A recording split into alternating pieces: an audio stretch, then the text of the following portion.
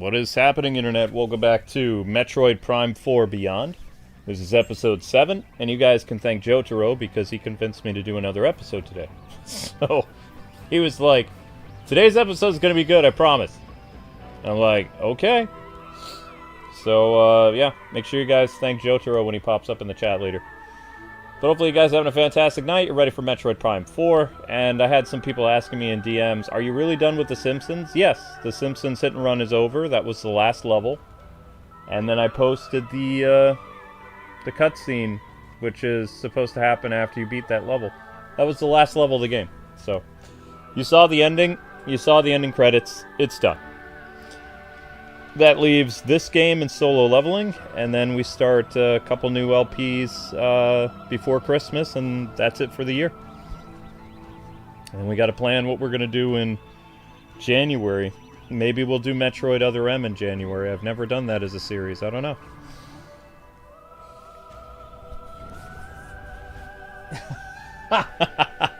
Jotaro says, I'm just going to be behind the bulletproof glass there. Of course, Jotaro is one of our VIPs, so.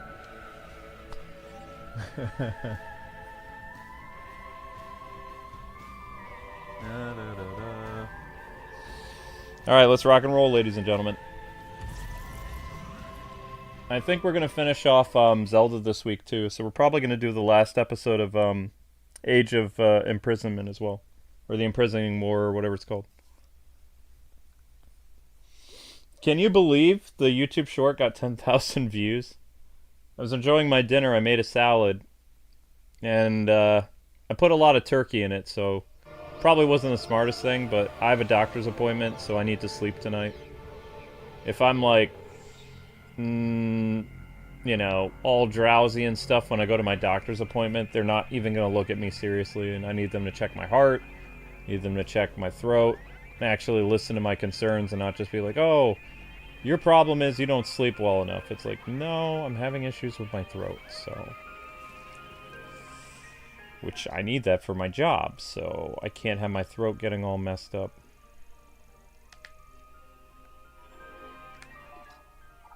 Have you tried everything that looks like it could be activated by Boost Ball? Some areas may have unexpected blind spots. For example, the loading crate room at Ice Belt. You want me to go back to Ice Belt?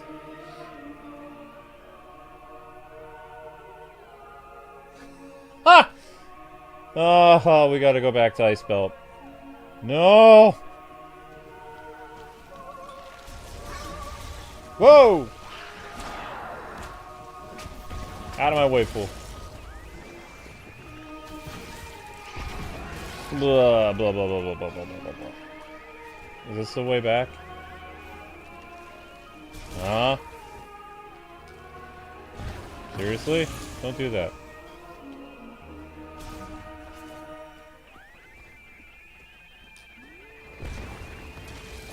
Why did we come all the way here if we're just gonna leave anyway?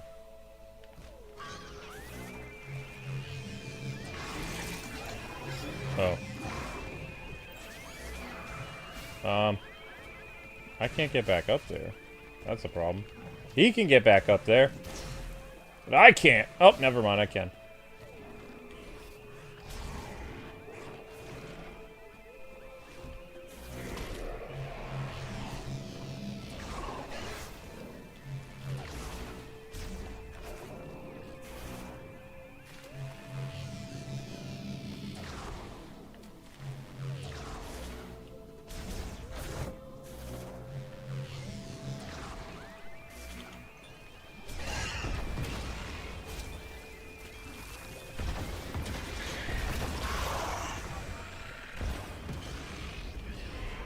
Booyah.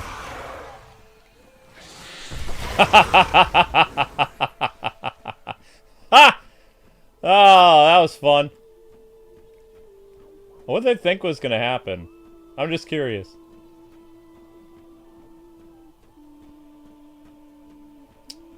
Well, Jotaro promised me some action, so there you go.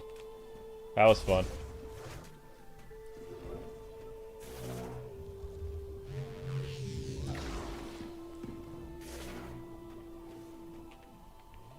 This is a dead end, isn't it? Oh, wait, no, it's not.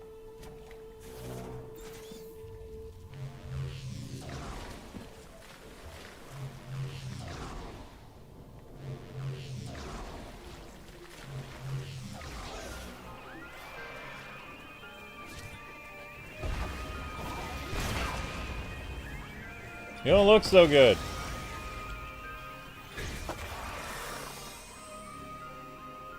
Alright, how do I get out of here?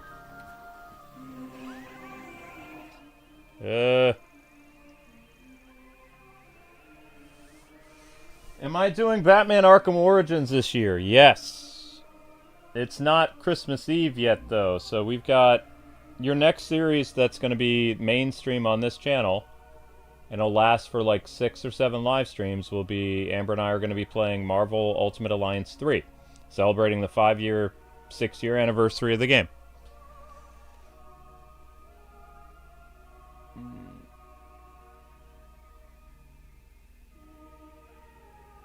Yeah, I'm trying to get to Icebelt, Joseph. I'm a little lost. Have you tried everything that looks like it could be activated by boost ball? Some areas may have unexpected blind spots. For example, the loading crate room at Icebelt. Yeah.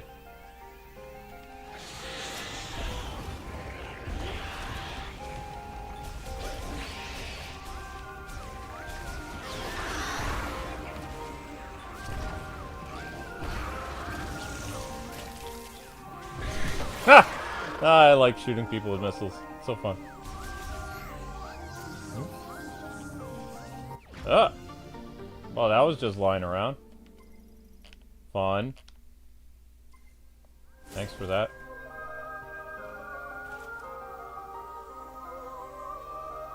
Can you head straight behind you? What's straight behind me?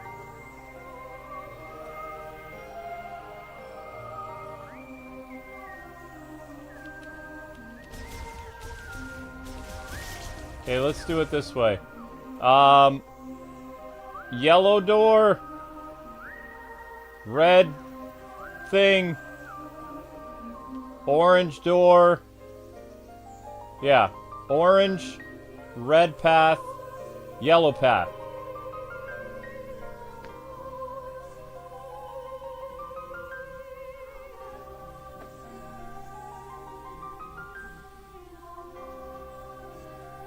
Orange it is.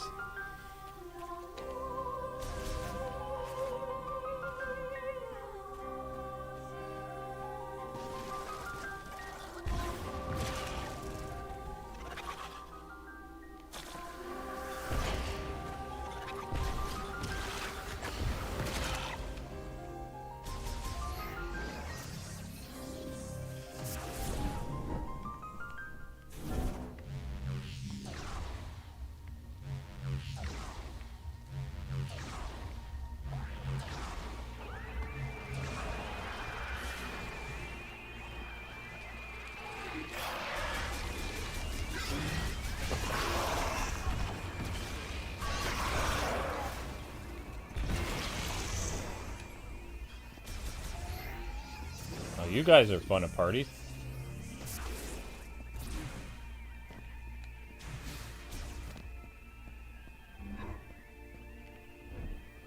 In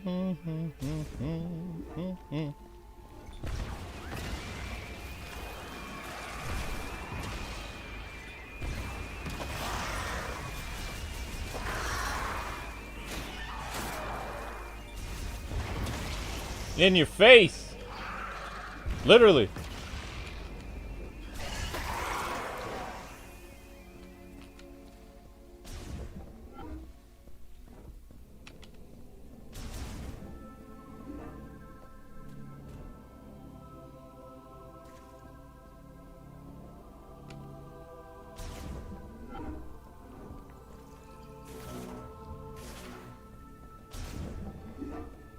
Welcome home. Have you explored everything in Icebelt? Better make sure you didn't miss anything.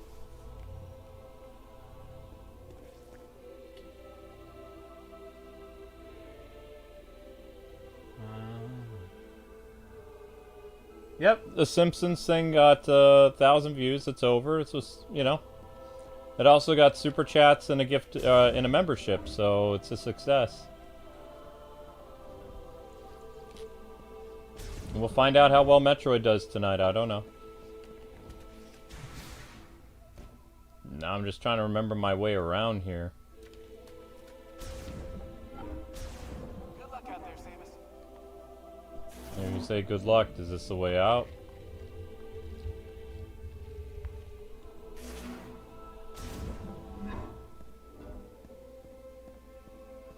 I don't think this is the way out.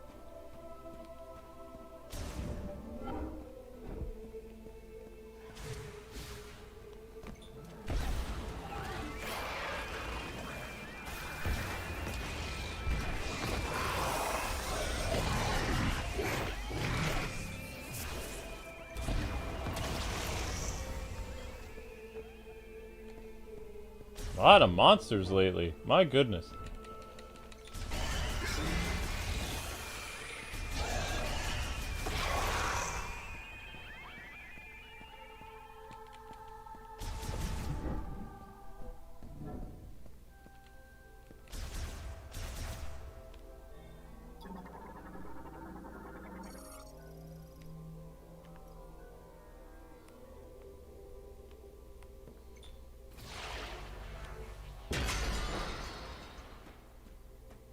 This doesn't look like the way out. Nope.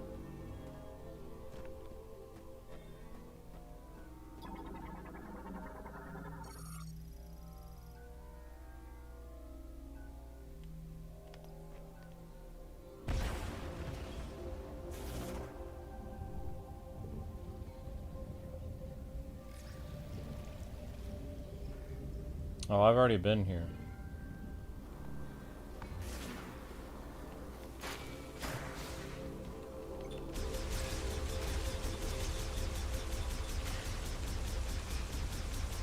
The solo leveling still what?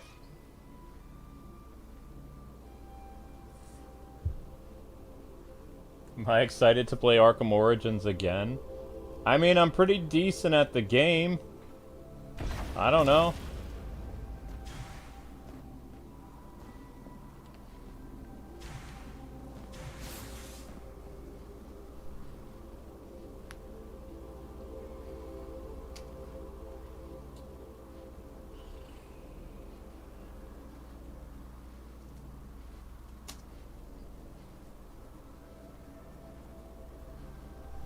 When is the Arkham Origins stream gonna be? Christmas Eve.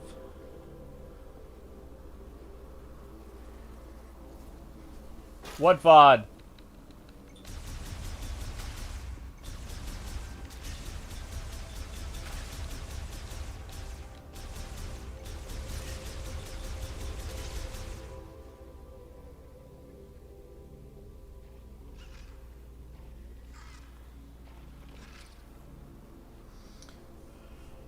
You asking about Soul Leveling Part 6?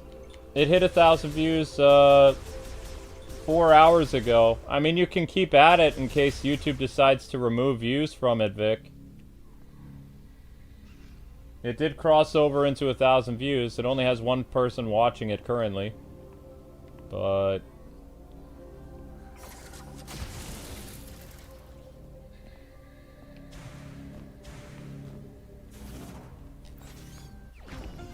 shot expansion? Shot expansion of what?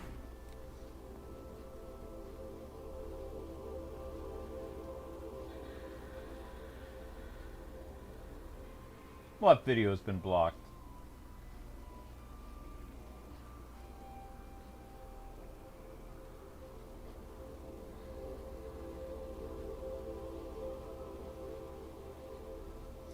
I don't know what costume for Arkham Origins because I don't know if I'm going to have time to play it all the way through before we might be costumeless. I don't know.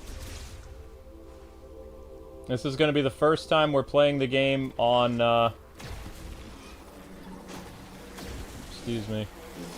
First time we're playing the game on Steam Deck, which is how we'll be playing Arkham Origins from now on, is on Steam Deck.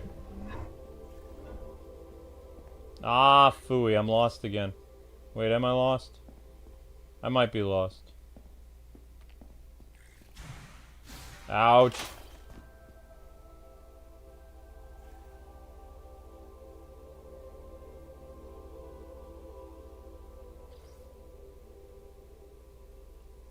Oh, I need to go back. Alright, thanks, Jotaro.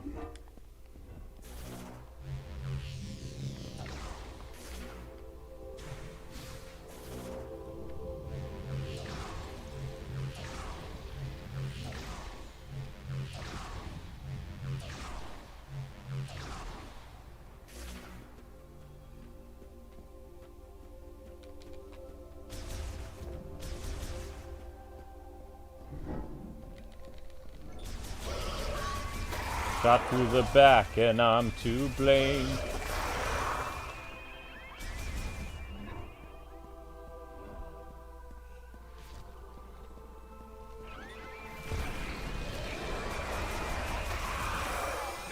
I love how they jump right at you. It's like, what do they think they can accomplish?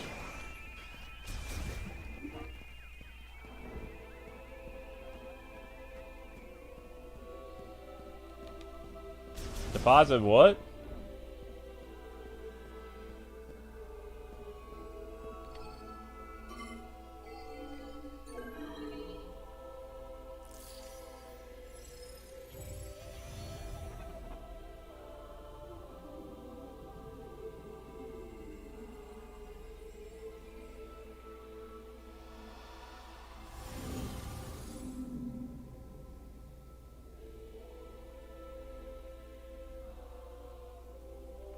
Huh?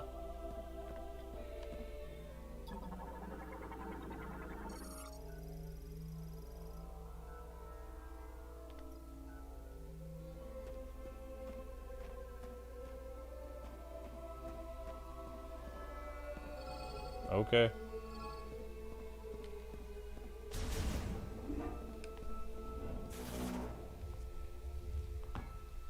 Hmm? No.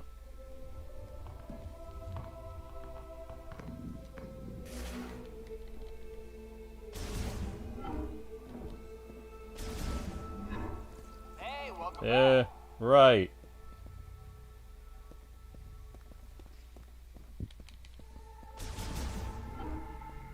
May as well save.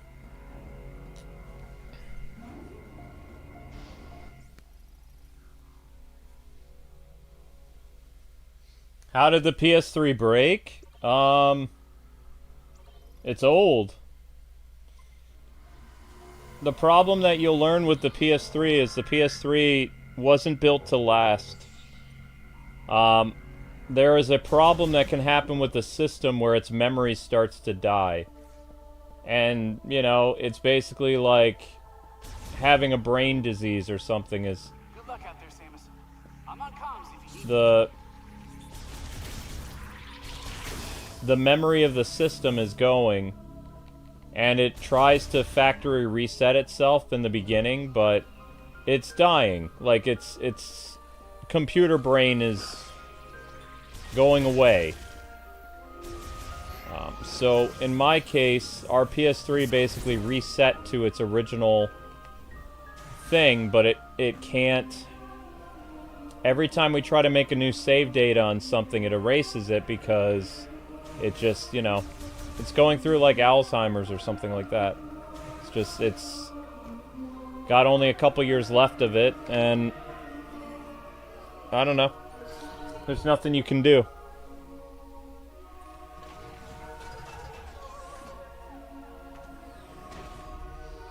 People say it's because Sony didn't make the PS3 very well. Your PS4 should last for 20 years. Your PS3, you'll be lucky if you get 15 years out of it. Like, if you play it a lot. And you have to remember, as a content creator, I played my PS3 a lot. Like, I showed at least probably 300 to 400 games of the PS3. I played that thing really hard and thousands and thousands of hours. I basically wore it out.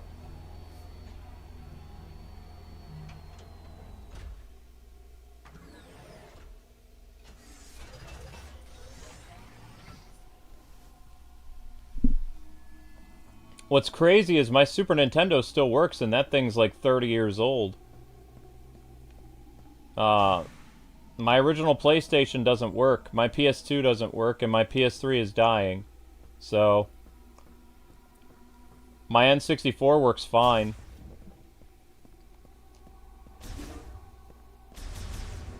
Nintendo's always built a better hardware. They just do.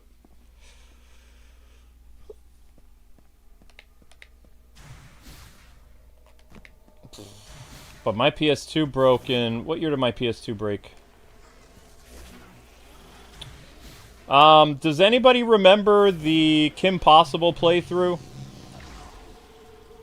What year did we do Kim Possible?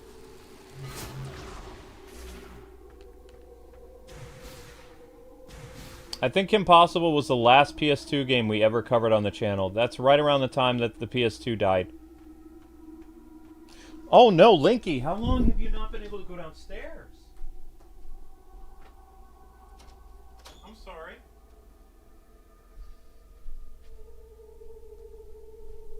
I'm sorry, buddy. You're a good boy, though. You've been holding it in all this time.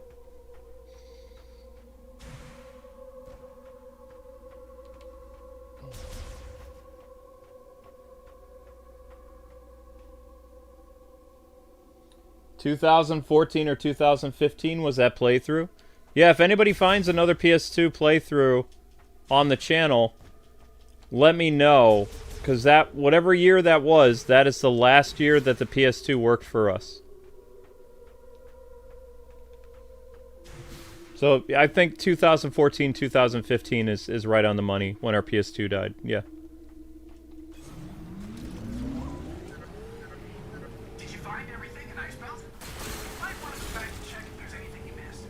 I bought that PS2 in 2001.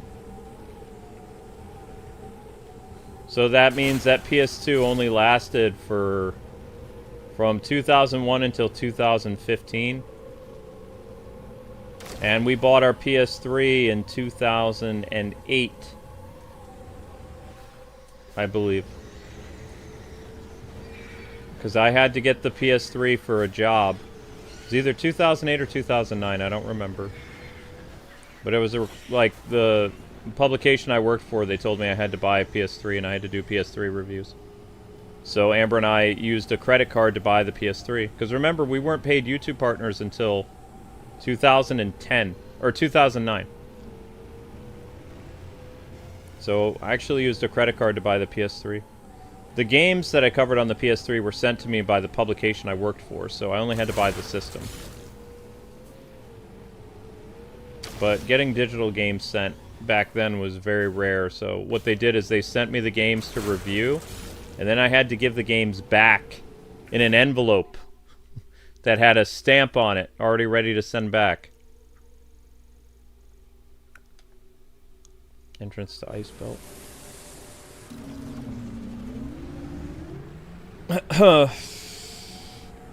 So our, you know, if we got our PS3 in 2008,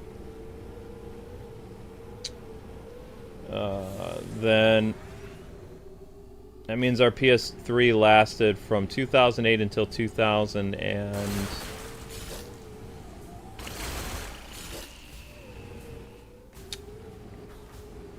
2024.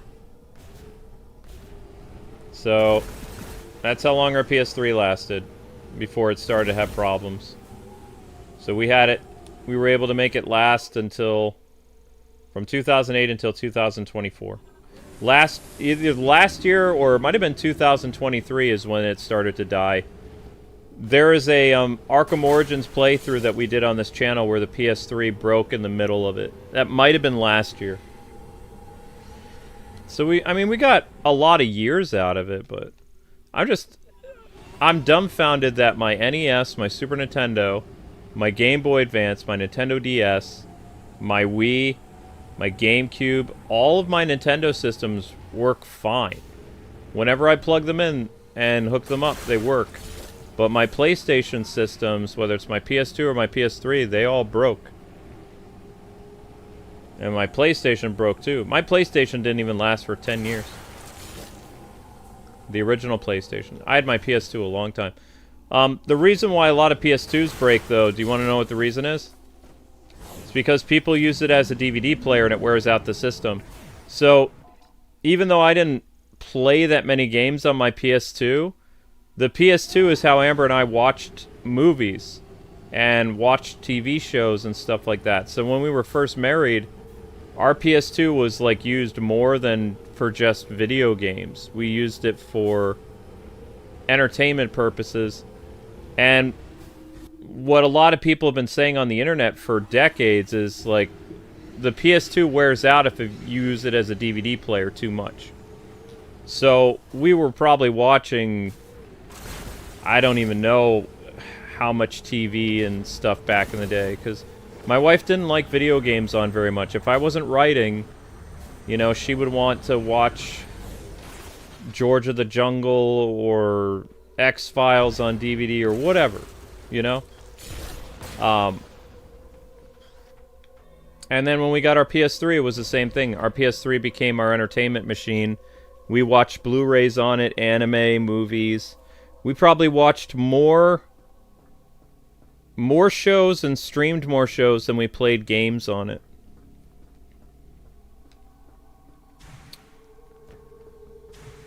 So that all has, like, contributing factors to why the PS2 and the PS3 break. Like, so if you just use it for gaming, it probably won't have that much wear and tear, but there's something about utilizing the system to watch movies and stuff like that. It wears it out. I don't know why. I'm not a technical person. I just heard people say that for years, and I'm like, oh, that's fascinating. Because they would tell me that, and it's like, well, it hasn't happened to me because I still watch stuff on my PS2. Or, you know, my PS3, whatever. But it is what it is. I mean, the systems aren't going to last forever if they're not Nintendo. And look at my Switch 1. My Switch 1 broke after our original Switch 1 broke. The back of the system cracked when it was never dropped. It was never... There was never any problem with it. It just broke.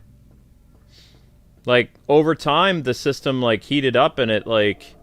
The battery in the back of it or something like that, the LCD battery, whatever it is, started to expand and it cracked the system. So, when I transferred over everything to our Switch 2, that was off our Switch 1. Like, this system has all our Switch 1 stuff on it. No. But, you know, our Switch 1 only lasted from 2017 until 2025, 2024. Something like that. 2025, this year. And something just happened where it cracked. I don't know. I didn't purposely do anything to it. Somebody says that the lithium battery or something that's inside of the Switch, when it overheats over time, it expands and it cracks the shell. So that's what happened to our Switch. It still works. It's just like it's not comfortable to hold it because it's so hot. And I don't... You can order a shell replacement from Amazon, but I'm not very good at putting those together, so... We just moved everything over to our Switch 2.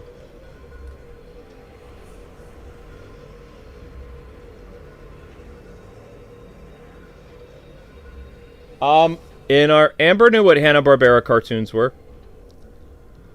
Amber was surprised to learn about a bunch of shows that she watched as a kid, to learn that they were actually from the 80s.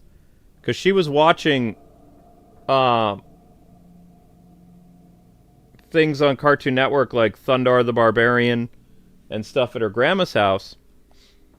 And she didn't know that that show was actually in the 80s. She thought because it had like old animation like Space Ghost and Super Friends and stuff like that, that it took, you know, it was a 70s or 60s TV show or a Scooby-Doo show. And it's like, no, Thundar the Barbarian, they were still utilizing older technology because Hanna-Barbera didn't have a lot of money.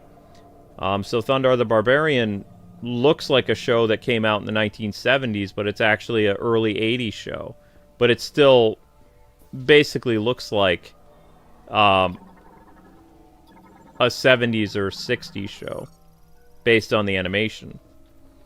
It's not until He-Man comes out in 1983 that 80s animation really gets a supercharge. And, you know, one thing that was great about 80s that a lot of people today don't get to really appreciate is over the course of that decade, the 1980s, kids got to see animation improve. Like, we had He-Man in 1983, and then Transformers came out in 1984. That was beautiful animation. Thundercats in 86. Silverhawks, all kinds of stuff. And the animation quality kept going up and up and up until The Legend of Zelda and Peter Pan and the Pirates. Like, you got to see the quality of animation, and the techniques that they were using made the characters not only look better, but it was like, whoa. You could see that they actually took time to make things better. And then somehow in the mid-90s, they stopped doing that, and they started to make really gross-looking shows like I Am Weasel, Ed, Ed, and Eddie, and all this other stuff. But for, like, at least 15 years, animation quality looked like a comic book. It was amazing.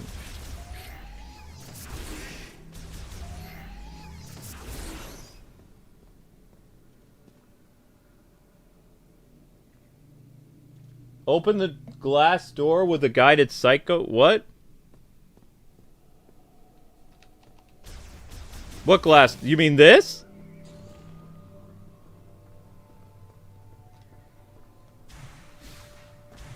There's something I'm supposed to do here? What?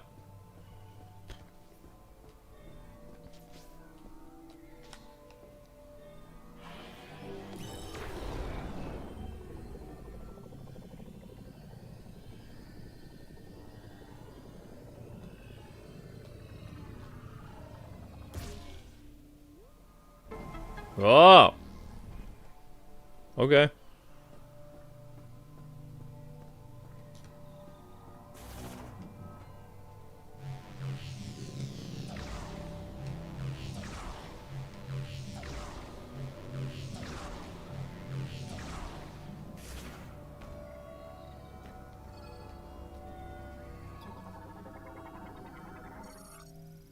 Man, Popstar, how many gifts did you get, people? You've been rapping for days.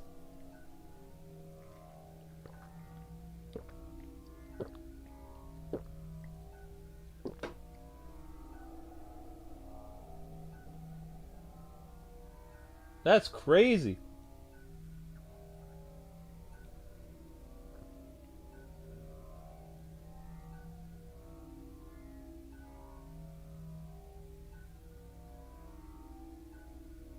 Man, I can't believe that YouTube short popped as much as it did. Holy cow.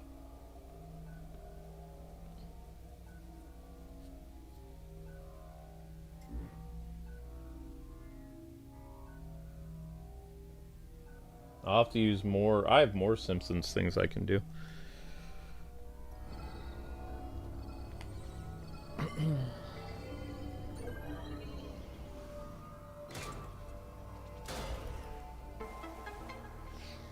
I mean, some people like to get their Christmas shopping done. Amber and I use Amazon, and we bought each other Christmas gifts already. The Christmas gifts will be here around the 16th or the 17th, and then we'll wrap them when they come. Some people, I mean, different people have different traditions. Like, my mom wraps Christmas presents on the 23rd of December, and she watches movies. My dad likes to have all the Christmas gifts wrapped by July and put in a closet somewhere. So, even my mom and dad have different traditions for doing stuff. Me, I like to wrap the Christmas presents while watching Christmas with the Joker on Christmas Eve and putting them under the tree. Now, why do I do that? Well, one, I get to watch Christmas with the Joker, and two, I don't have to worry about the cats destroying the Christmas presents. If you wrap the Christmas presents too early and you put them under the tree, guess what happens to the Christmas presents? the cats destroy the Christmas presents.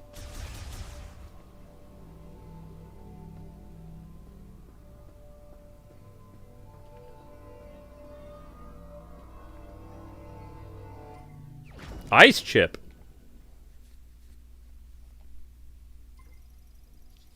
Oh, that's for the ice gun. Ice chip made by the Galactic Federation. You can modify this chip and integrate it into your suit. Okay, so we have the ice chip now. So we have to take it back to what's his name, and he makes the ice gun.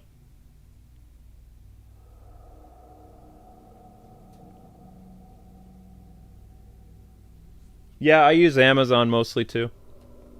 Now the thing is, I'll teach you guys a little secret. If you're gonna buy gifts for loved ones for Christmas through Amazon, you have to make sure that you do all your Christmas shopping between Thanksgiving and like the first week of December. If you buy Christmas gifts on Amazon past like the first week of December, they won't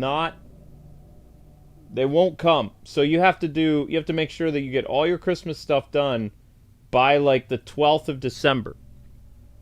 Anything that you order on Amazon after the 12th of December, and this is just, you know, from my personal experience being an Amazon customer for 20 years, they come late. They come after Christmas or they come in January. So you need to make sure that between either December 1st or like the end of November, that's when you do your Christmas shopping through Amazon. And even then, the stuff's not going to come until the 16th or the 17th. It's like a week away. It says it arrives before Christmas, so that way, you know, it's just peace of mind that you don't have to worry about it. Because if you think that you're going to get Amazon Prime to deliver early, like the third week of December or something like that, it's not going to arrive. Then you're going to be bummed because it's like, I spent all my money on Amazon, it's not going to come in time. Yeah, that's the trick. Because I've been buying my wife Christmas presents on Amazon for like a decade. When I don't take her to the jewelry store or something local. If I go local, I can buy her something. Usually we go Christmas shopping like on the last week of December. Like before Christmas. And just get a few things to, you know, to open up for Christmas with the K-Wings. But the thoughtful gifts that I want her to have, like I get her before... I usually buy my Christmas gifts in November or October, but what happened this year is, remember we had like 10 grand stolen from us, so we have no savings, we're living paycheck to paycheck, and everything has been rushed this year. So I'm just thankful I was able to get her a few things for Christmas. It's not going to be a very big Christmas with the K-Wings this year. Very small. I don't even think it'll be a 30-minute vlog. I doubt it. Because we had a pretty rough year. Year's not over yet either, so it was pretty bad. I also failed inspection with my car, so I have until... I'm trying to remember. Technically, I mean, they were supposed to take my Jeep now, because we haven't finished inspection yet, because we can't afford... We have to replace the brakes, and we have to do something else, and that's it's going to be $1,000. So technically, we're driving a vehicle that has not passed inspection in Pennsylvania, and that's a big no-no.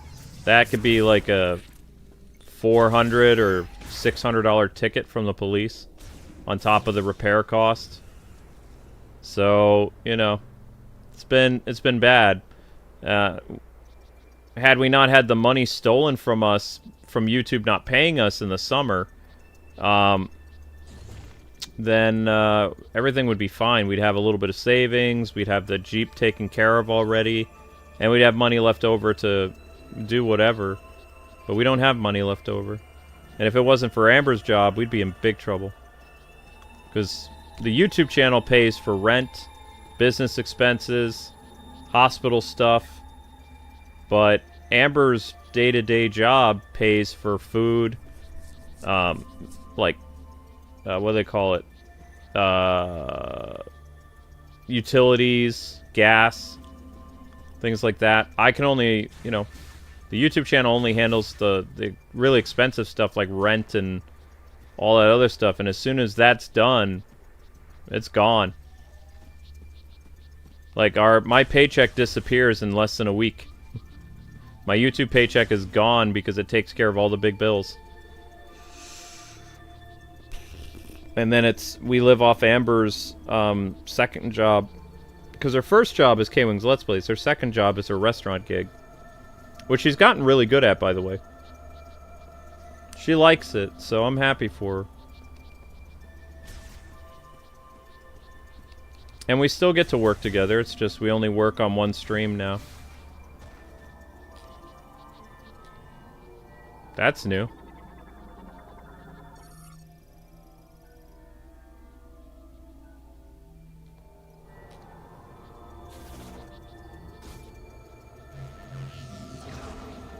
Was that not right?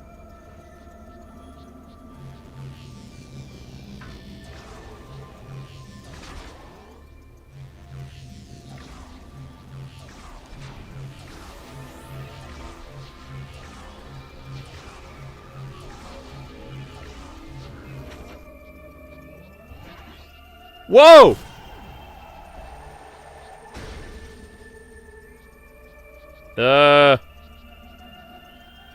Isn't that where I just came? Wait.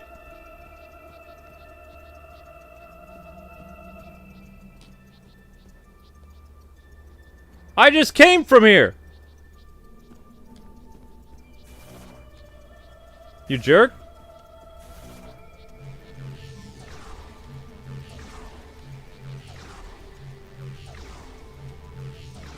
I hope 2026 is a better year for us. I really do.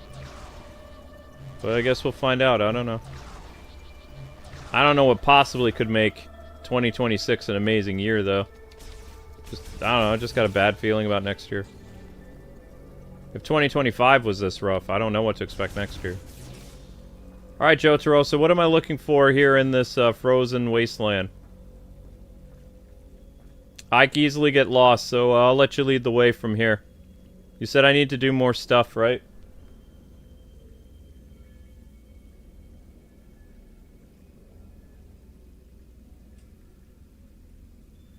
Don't I need to go down to that magnetic thing in the basement?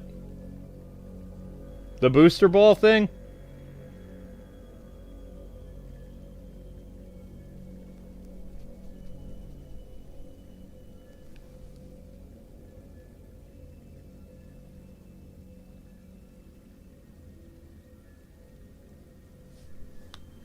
I just needed the ice chip? That was it? Alright, I'm bouncing then. So I don't need to do the weird spider ball thing in the basement. Okay. Roger that. And then let me guess, it's back to the fire zone?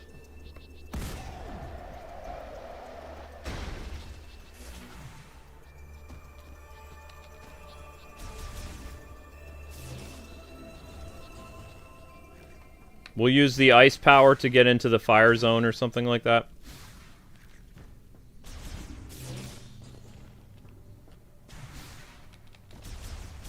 Be my guess. Yep. Okay, cool. Yeah. Sweet.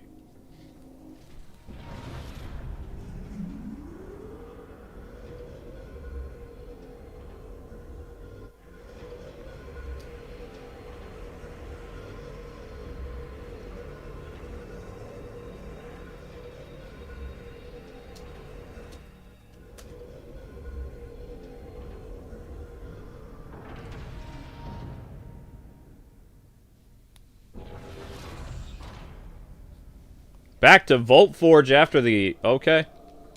Hey, no worries. I trust your judgment. I'm terrible with directions, so... have at it.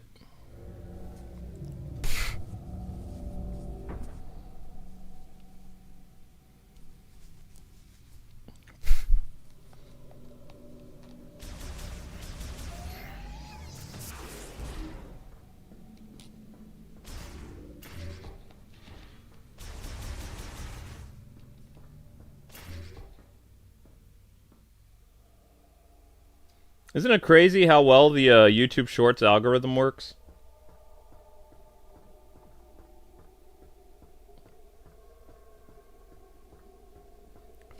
I wish that YouTube would do something to fix the live streaming algorithm to take it away from the VOD. If YouTube would create a brand new algorithm that wasn't associated with uploads, then our streams would do so much better. They would do just as well as our shorts. And somebody was asking me, they're like, on my Twitter, you got 10,000 views for your Simpsons thing. Are you psyched for that? It's like, no. I don't make money on shorts. Did you find more tech in Ice Belt? I might be able to help you. Can you bring it back to base camp? By the way, I saw the data you acquired. I can't believe the Grievers used to be the Horde. Yeah, I know, we gotta go back to the green. Fast travel would be nice.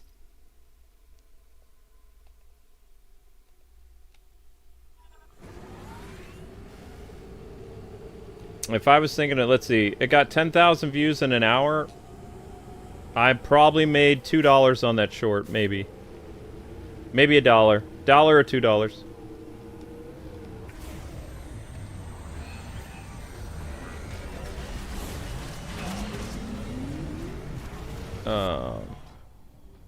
Most likely.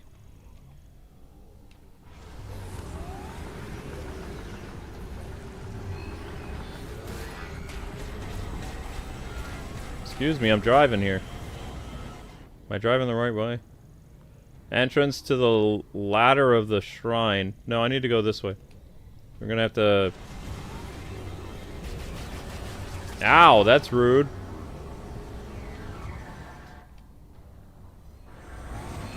Are you guys gonna follow me this whole way? Apparently.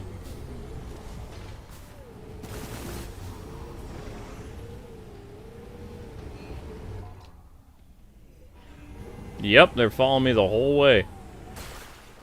Creepy.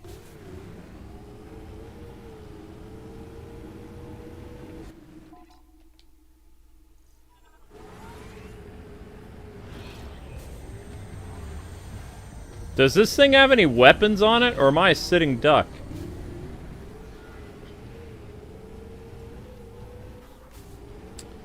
Da da da da da da da da da. Whoa. Ouch. Probably should park.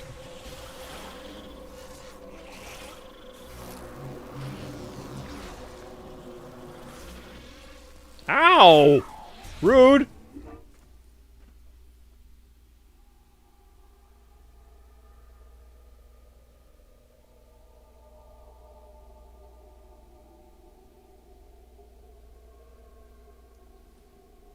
I can use what? What launcher?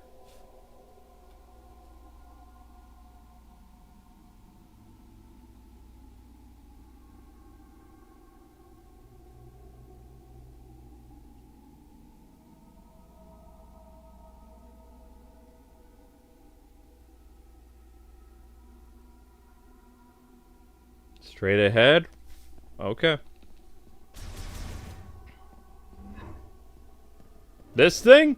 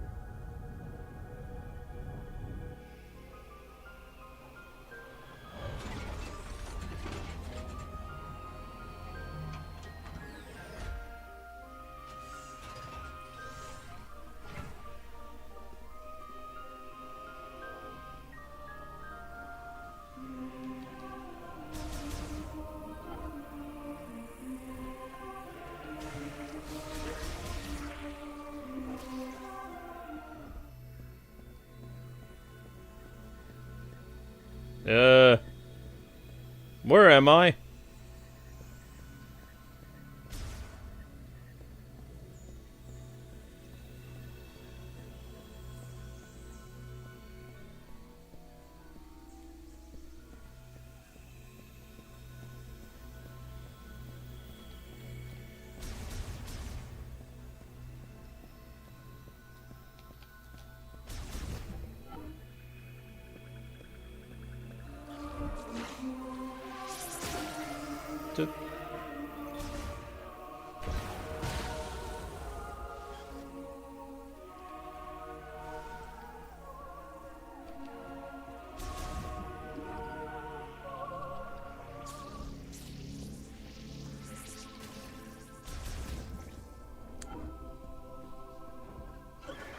Welcome back, Samus.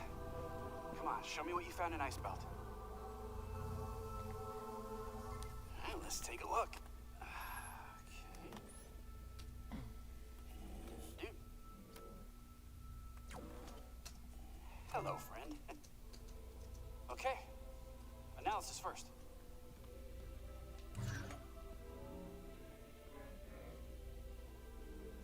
Oh, this is fascinating.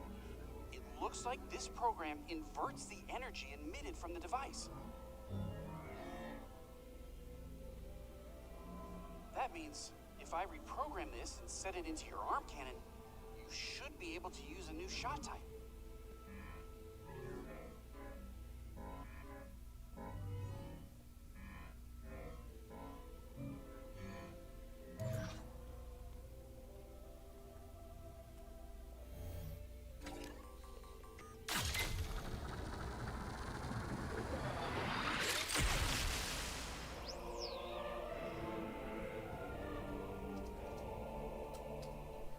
Ice shot. Nice.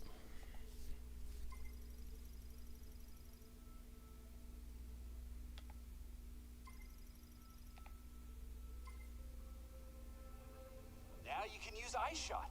It temporarily freezes the target when hit. You can freeze living organisms to stop their movement. And you should be able to use it on high temperature objects like magma to freeze it for a short period of time by lowering its surface temperature. If you find anything else, bring it into me. I'm sure I can turn it into something useful. Enemies aren't the only thing you can freeze with Ice Shot. You can freeze lava too. If the bridge is out in Flare Pool, your only option is to cross the lava lake. If you upgrade the Viola suit, you should be able to unlock additional functions for the Viola. It is called Viola suit. How cold did it get up in those mountains? My fingertips freeze easily, so I'm no good in cold places. Alright guys, need you to run the shorts playlist in the background, or I'm gonna have to break for Remember that one short that did really well, that was only temporary. That was just for, it was almost 2 hours ago. That was from 8 to 9 o'clock. So from 10 to 11, I'm probably gonna have to make the short at 10:45. I have to make another short. Off to Volt we go now? Alright.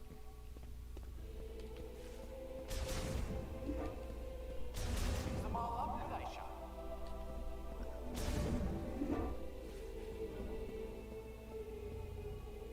Did I already save? No, I didn't save yet. Save.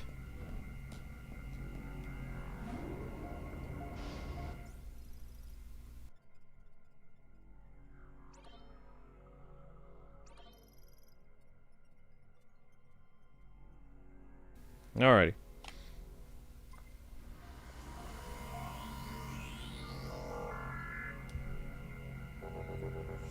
Now I can freeze foes like regular Metroid games, yep.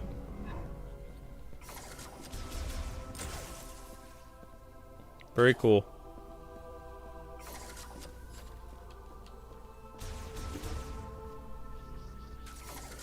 Ice shot. Ha ha ha ha! Very cool. Having some fun now.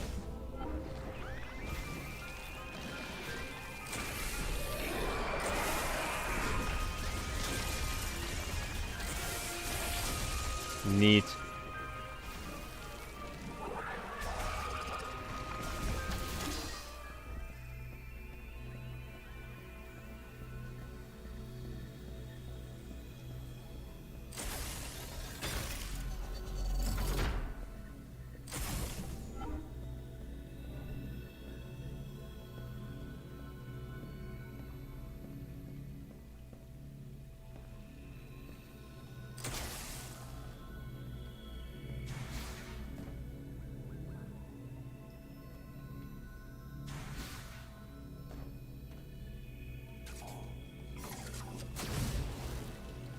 How do you make that thing go higher?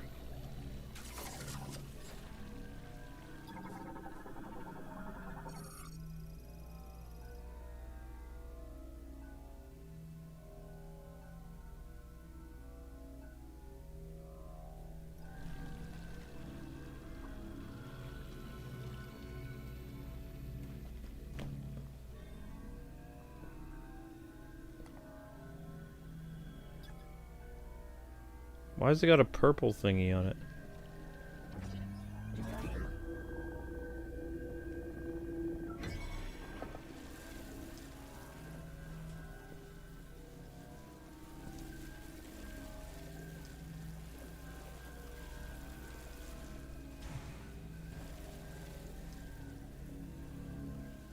Hmm.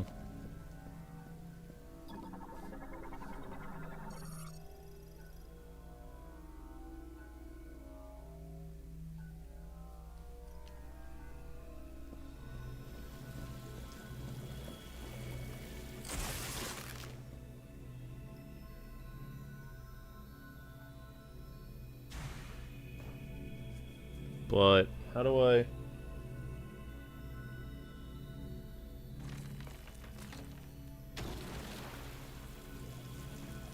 But as soon as I take the orb out...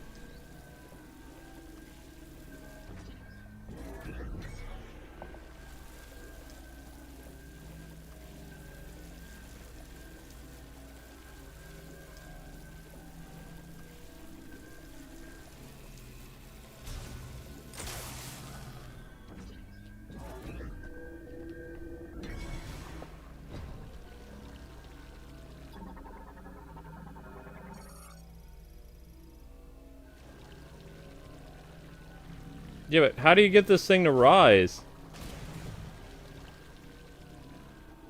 That doesn't go very high.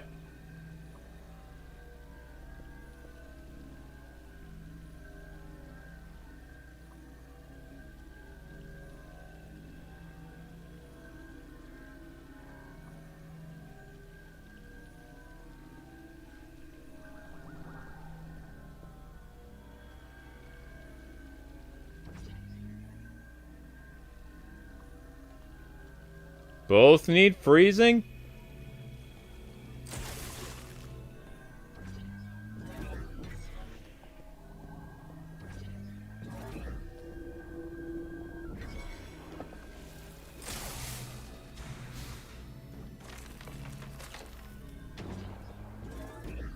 I still don't understand. Like, I would have to see the puzzle done myself, because I don't get this. The water pressure doesn't go that high to make that go up.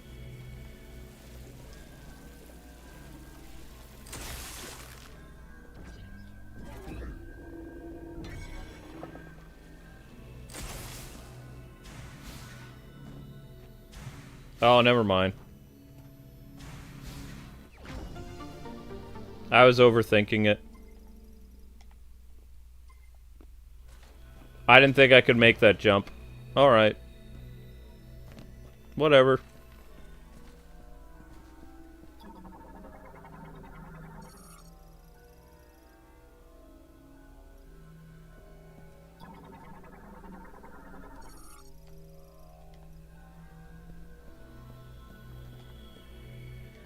Ah, ADD is a fun thing. Whoa! Well, aren't you Mr. Popular? Alright. You said we need to go to Volt now. Alright. Huh? Not now.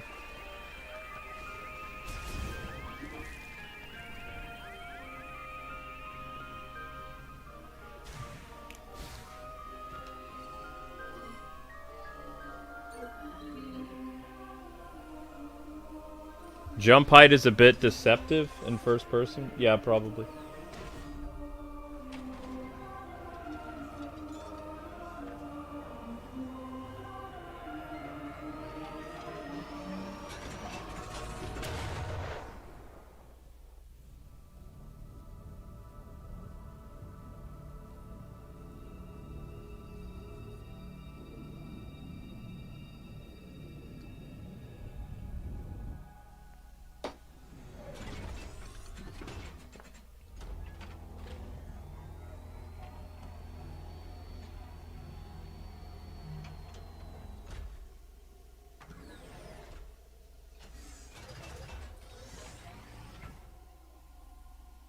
Alright.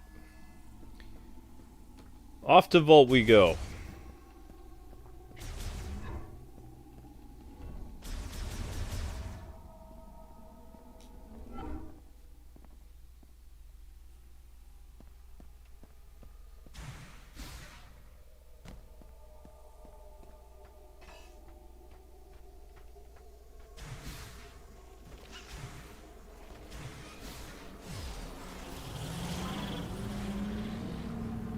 Boom, boom, boom. Whoa!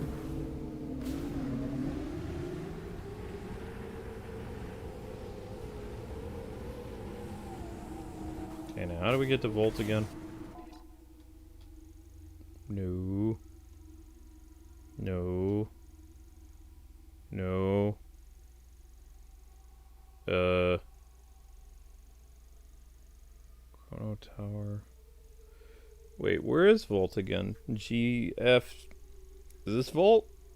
Okay.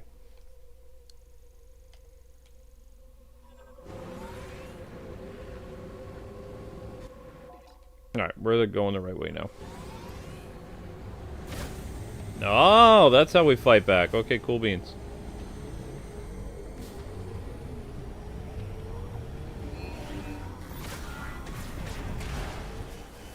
Ouch! Rude.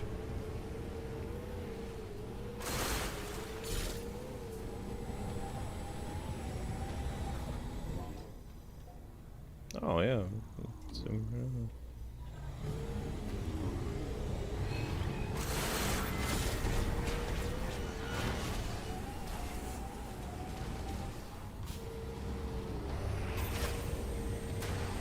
Ha ha ha ha ha. Oh, that's funny.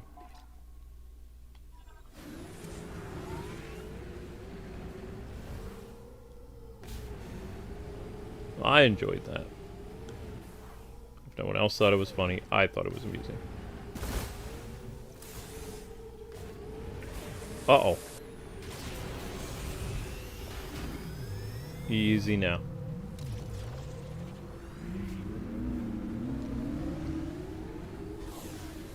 Oh, what to do, what to do, what to do, what to do.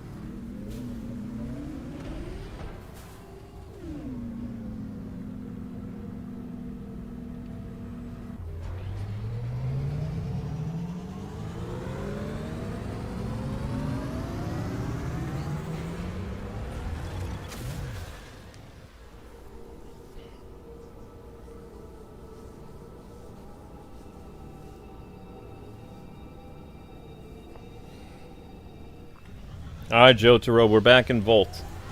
What now?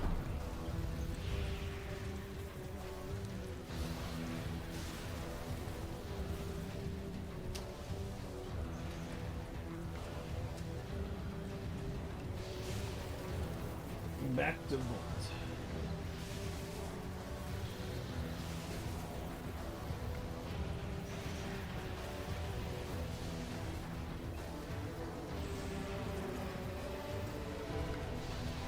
Once you get to Tower 1, Take the left gate. Okay.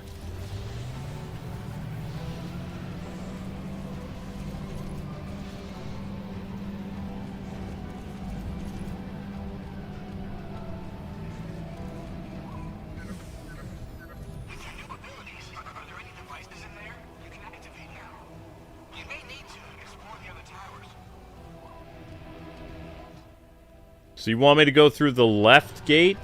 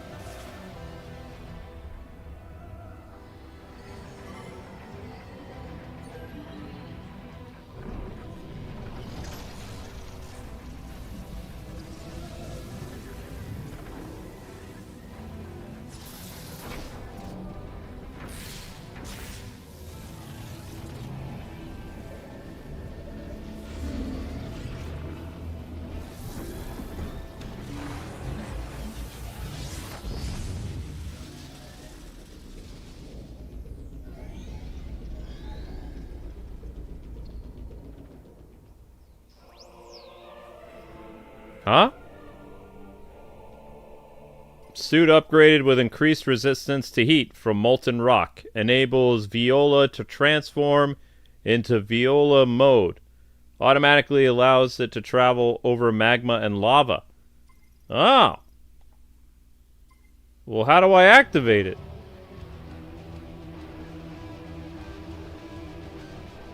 Nice job, Jotaro.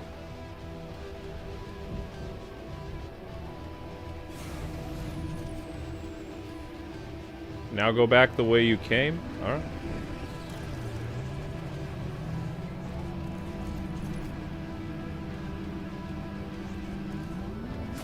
New suit upgrade? Yeah. Nice outfit.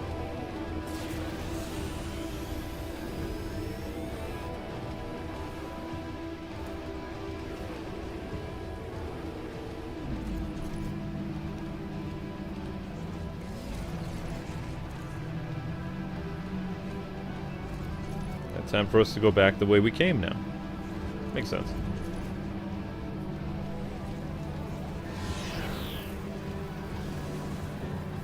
Oops.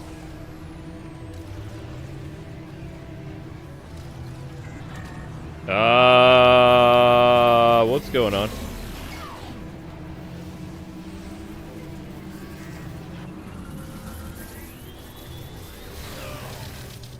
I gotta fight you again? Ugh.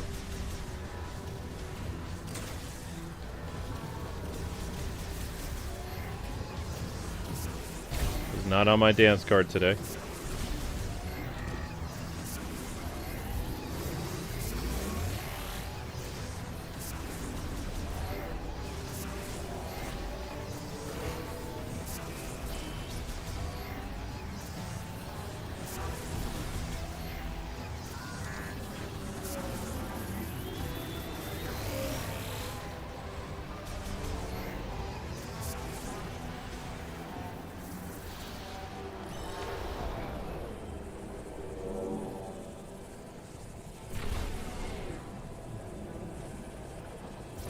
Dang it.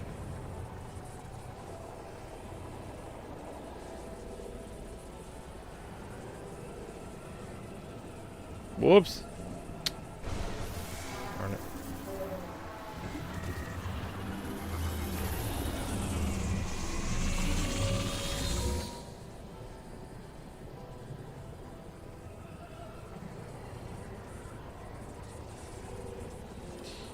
Just not good at aiming that thing.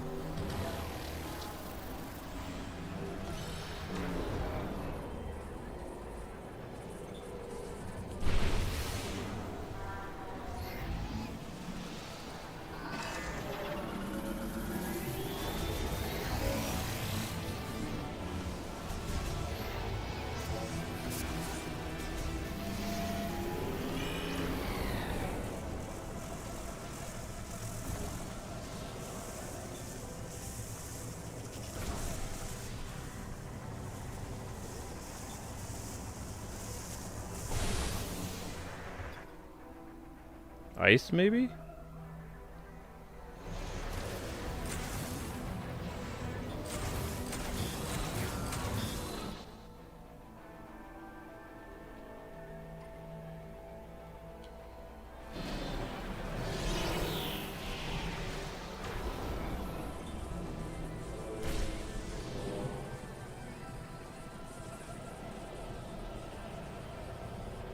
Is there any way to actually log on to that thing? Lock onto it?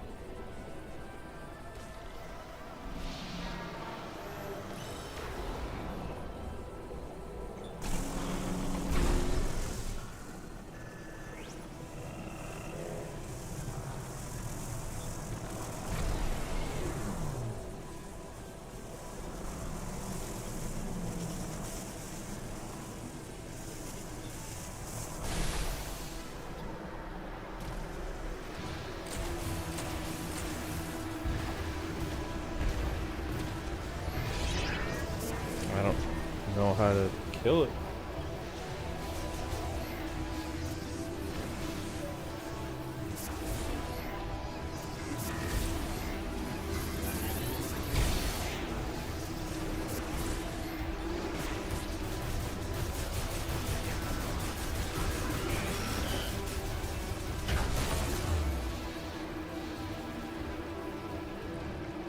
Now can I leave?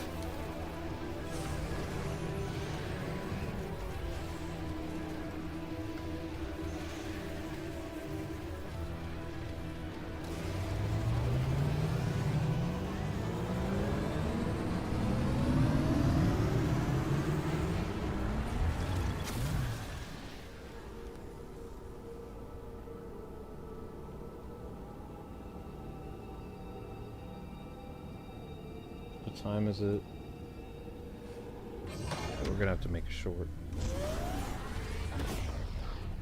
We're gonna have to make a short. Okay. I'm gonna get us to the Fire Nation, and then I gotta make a short, guys, because we're slipping quite a bit. Trying to figure out what I'm... Amber told me that the Rogue Marvel Rivals trailer is out. I think I'll download that and post that as a short. Whoa.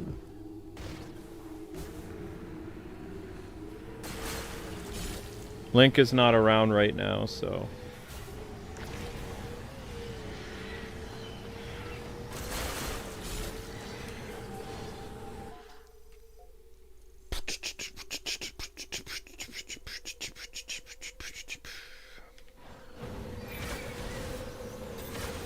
Whoa!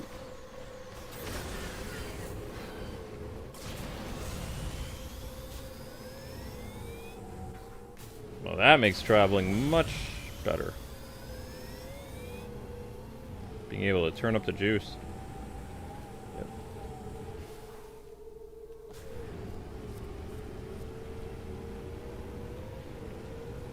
Whoops.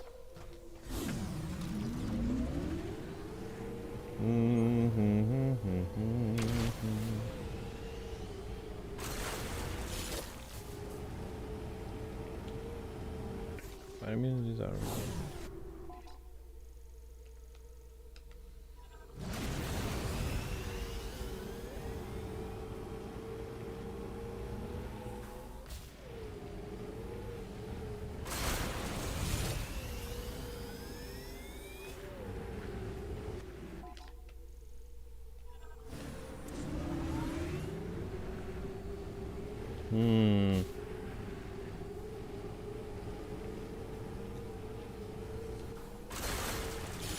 There it is.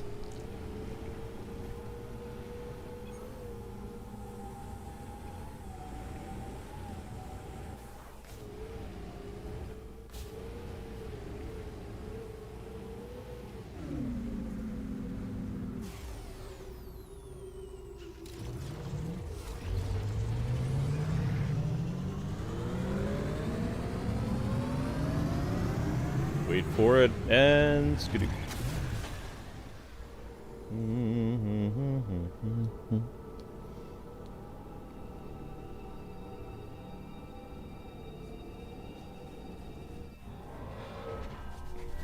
Yes, I hope the Marvel Rivals trailer's out.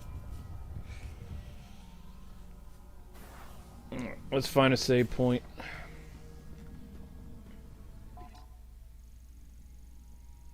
This way and straight.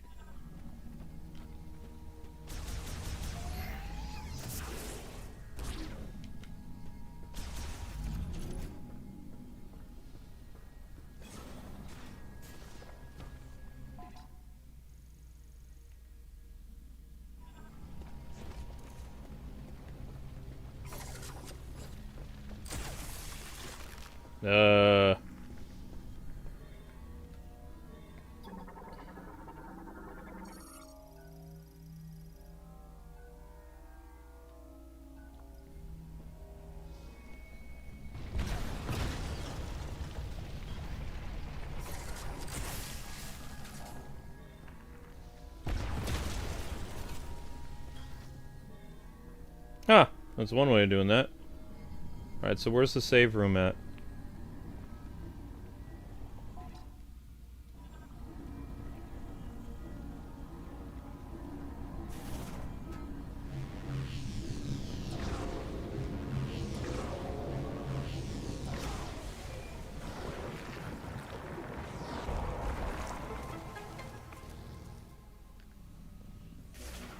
I mean, that was already...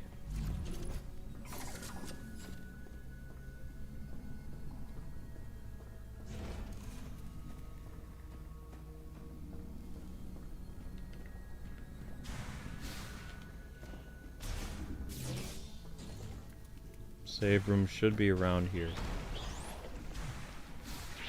You punk.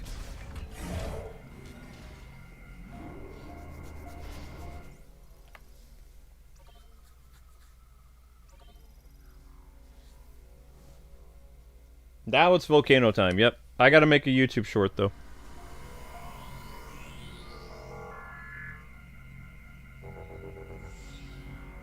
Can Rogue steal powers in the Marvel Rivals game? I don't know yet. I'm gonna go see. Alright, guys and gals. We gotta take a break to make a YouTube short. I'll be back as soon as I can. I'll let you know... Well, you know how the drill is.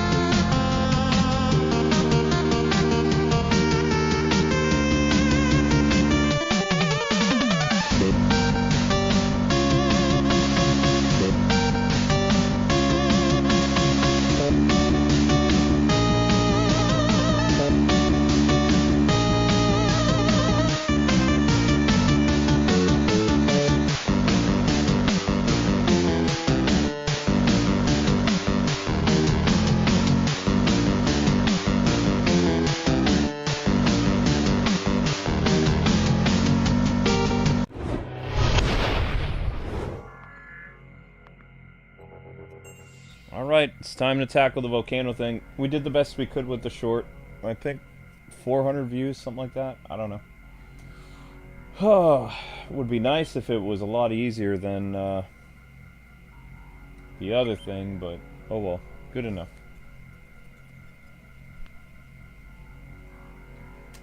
Volcano. Welcome back. Yep. Well, that's the thing with YouTube Shorts, is YouTube Shorts is 50-50. I'm sorry, but I went to a dude's Twitter. Ow, ow, ow, ow, ow, ow. Get off, get off, get off. Oh my gosh, I died. Holy crap. Whoops. So one of the people responsible for the Suicide Squad failure was complaining on Twitter that Warner Brothers is seen as a Warner Brothers games, like their game studios, is seen as a worthless investment. Both Netflix and actually Netflix said it. Paramount hasn't said anything yet about like if Warner Brothers has good studios like for gaming, but Netflix did say something pretty rude. But they're not wrong, and I'll tell you why. Is because WB, in terms of what they do, they are one of the biggest fumblers in video game history. Like Marvel or not, Marvel is consistency. If a game is bad, mid, or good, they still release it. Did you know that DC cancels more games than they actually release? It's true. DC over the past 15 years has canceled more projects than games that they've actually released. And they're still doing it. And it's not just the Arkham franchise that went away for 10 years. We haven't had a new Lego game since the Star Wars thing, which I think was 2020 or 2021. And there have been other Lego games, but they came out from a different studio. It wasn't Traveler's Tales. So WB put Traveler's Tales on the back burner for quite a while after they made a lot of money with the Star Wars game. There should have been, by now, leading into 2026, there should have been at least probably 2 different Lego games by Traveler's Tales. The Injustice series, which is successful, they didn't do anything with that either. They just kind of left that on dry too. They were like, yeah, we don't need to do anything with that series. You know, fans will come back to this in 10 years. How do you know fans will come back in 10 years for the next installment of Injustice? You make people wait too long, you know, they're going to go somewhere else. And Marvel's releasing their cool Guilty Gear-inspired fighting game for Marvel next year. You know, that's going to be their big fighting game outside of, their Marvel vs. Capcom franchise. They're talking about making, a Marvel Rivals clone. It's like, when are you going to get to that? 3 years after Marvel Rivals has already been out? It's like DC has been playing catch-up for so long, and they don't have smart executives or even directors that work for them. They have a bunch of idiots that work for them. They're so behind, they have no idea what they're doing half the time, and they never take any risks. Every time something seems like it's a risk for them, they bow out of it. Case in point, Hogwarts Legacy, very, very successful game. Where's the sequel? The sequel should have been greenlit and released, years ago. Now the hype for that game is completely gone, and people are like, oh yeah, we're excited for the new one. It's like, okay, well, when is that going to happen? You don't... The thing is, with video games, you don't wait 10 years or 5 years to release the sequel. It doesn't work that way. No one is going to sit and wait around for that. That's what these people don't get. It's one of the things that I've been so irked by Warner Brothers all these years is they're just really dumb. You realize that even if they made, a lot of people consider Arkham Origins kind of like a mid-game. It's not great, it's not bad, it's in the middle. WB could have released several Arkham Origins sequels over the past 10 years. Maybe one of them would have been really great. It didn't matter. There was an audience of people that wanted continuous Batman games. What did they do to those loyal fans? They gave them the garbage Suicide Squad game. They gave them Gotham Knights. And then they let an important franchise just sit on the back burner. You can't do that. Like, for one thing, with movies, yeah, you can wait 10 years to release a new movie sometimes. 5-10 years is usually the sweet spot. But you can't let a successful game franchise just cool off for 10 years. There's not going to be an audience for it by the time you bring it back. I mean, yeah, Arkham Shadow was great, but it didn't hit anywhere near what the other games did. And nobody's talking about Arkham Shadow anymore because it was a VR game. It's just, like, one of the most painful things that I've experienced as a gamer and as a DC fan is just to see how much potential was squandered continuously by Warner Brothers. And how long they made me wait as an Arkham content creator, too. That's one thing I will never forgive about them, is they essentially made my Batman channel completely worthless because there was nothing to talk about for a decade. I tried. Everybody wanted Arkham stuff. There was no Arkham stuff to talk about. It was gone. I could have done what some others channels did, was make up stuff, but that's not fun. Eventually, then people are like, well, when's this game coming out? It's like, you know, that's the way you can go. You can try to make up stuff, but that's not really going to help anything. So am I impervious to lava now, or am I going to die when I touch the lava? I guess we'll find out. And can I freeze the lava? That would be kind of cool.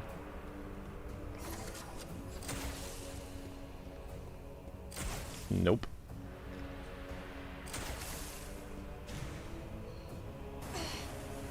Nope, I'm not impervious to lava. Okay, good to know. I was like, I got a suit upgrade. Woo! I didn't know that could do that. What? I'm flying on this thing. That's cool. Speed is limited. That's fine. I mean, I can hover on this thing. That's dope.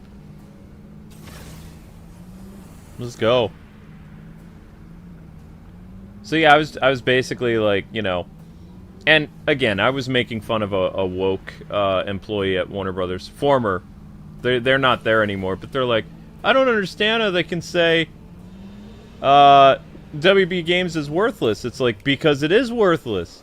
You made it worthless. The people who made the Suicide Squad made it worthless. You took a respectable, beloved AAA developer and you turn them into clowns. Of course people don't see any potential in Warner Brothers anymore. Because you made them a laughingstock. If you don't have if you don't have... Who cares about representation? If you don't have reputation, you have nothing. You were so busy chasing inclusivity and representation that you nuked your own reputation, and gamers hate you. And you only have yourself to blame. What the heck is that thing?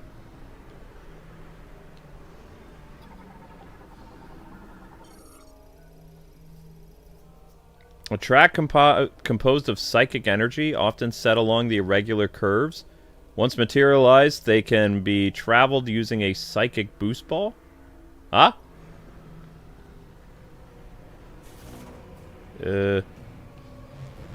Whoa!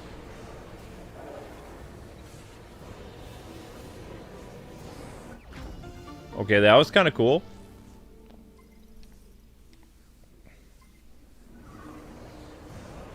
It's like a roller coaster rail.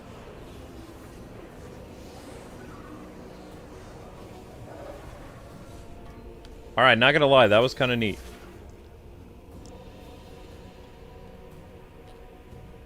So yeah, I don't feel bad about, you know, these developers saying, "Oh man, I don't understand what's going to happen." It's like, honestly, I think Rocksteady deserves to be chopped up and thrown away. you only have like 50% of your audience that's excited about whatever game you're making, and it all depends what you're making. You could even lose the remainder of your tattered reputation if you make a remake of Arkham, because the people who are fans of Kevin Conroy, they're going to be pissed at you, because why remake something that's not even like 20 years old or whatever? You know?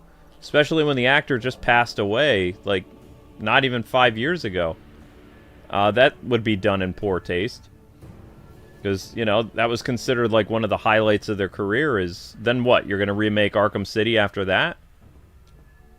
I don't dislike Roger Craig Smith, but I would much rather they make new Batman games and new Batman stories featuring Roger, and just have the franchise kind of end with it, like, tying into Arkham Asylum. They could make 10 years worth of Batman games doing it just like that. But they're like, no, we don't know what to do, so we're just going to remake it.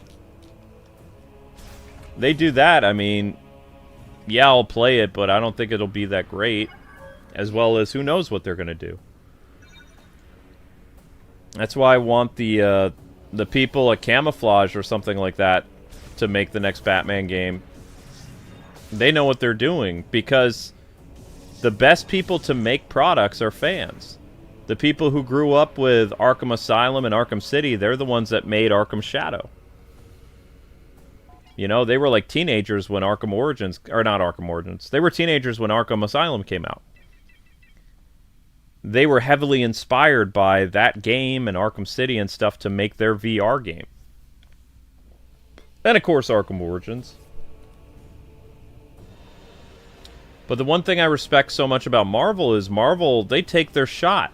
It doesn't matter, you know, if they lose or if they mess up sometimes. You're never going to score a goal if you don't take a shot on the goal, and Warner Brothers refuses to take the shot. And it's frustrating as a, you know, as a fan of Warner Brothers, because it's like, I want them to succeed. I'm just tired of watching them fail over and over and over and over again. And just, like, never taking a leap, never trying. And just, like, blaming the fans. It's like, you know, it's embarrassing.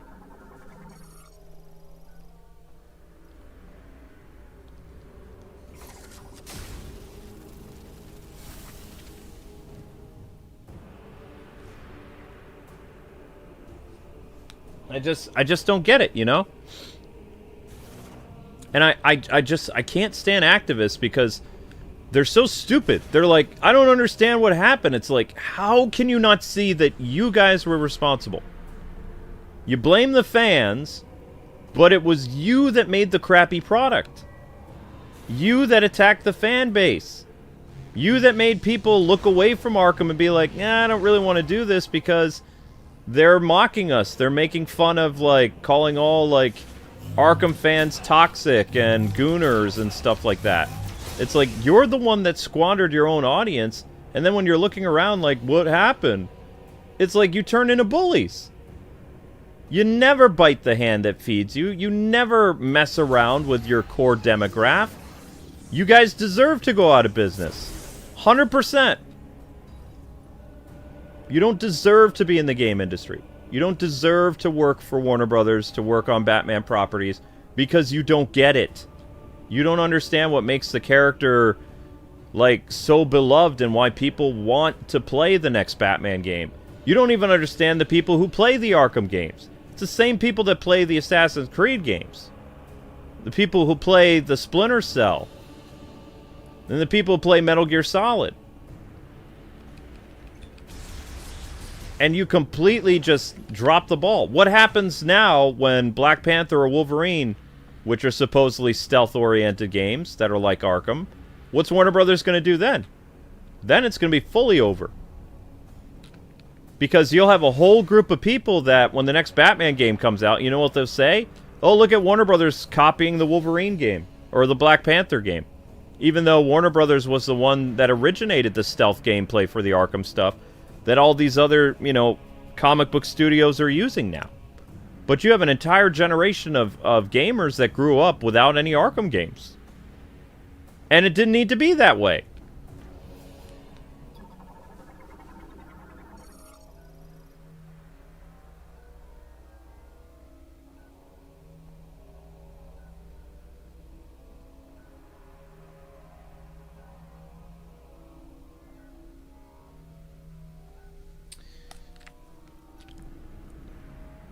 And that's what I respect about Marvel. Marvel, even though, like, Spider-Man 2 didn't do as well as Spider-Man 1, like, they still released it. And they're still like, yeah, it's pretty much the same game. Miles Morales is still pretty much the same game. But it's a fun game. And the people that are into that kind of stuff, they ate that game up. They're like, yeah, I want to play this. It's exactly the same as the other Spider-Man games, but it's a new story. Arkham fans wanted the same thing. Arkham Origins was not amazing by any means, but it was fun. It was a well-done story. It was, you know, in the universe of the Batman Arkham games. We could have had probably at least 2 or 3 Arkham games in the time span since Arkham Knight. And they might not have been great. They could have been mid, they could have been okay, but the thing is, they would have sold. Why? Because they had a fan base that was looking for those type of gaming experiences. But instead, they're like, nah, we're just gonna, like, fold this franchise for 10 years. I mean, who does that? And why? That's the thing that, it doesn't make any sense to me. I'm not an executive, but, like, every Arkham game that released, even the so-so games, they sold. People enjoyed playing them. They could have just kept going. Because that's what they do with Assassin's Creed. They always release an Assassin's Creed because they have an audience that buys it over and over and over again. Look at the biggest, like, moneymaker in the game industry is essentially the same game from 20 years ago, and that's Call of Duty and Medal of Honor. It's the same game that was on GameCube and PS2. The graphics are a little flashier, that's about it. You know? They change a few little mechanics, but it's still the same Call of Duty. Over and over and over again. And you're like, well, how in the world does Call of Duty sell? It's like, because they have a core demographic of people, millions of people that buy the new Call of Duty every year. Same thing with Madden. Madden is a football game, for crying out loud. It's literally the same game every year with a few new aesthetics and maybe some cosmetic changes and new team members, but that's it. It's still the same game. You have to wait, like, at least 5 years between Madden games to see any, like, graphical difference. They continually pump out the same game over and over again. And they continue to make money. And you're telling me Warner Brothers was too stupid to do that? It makes no sense.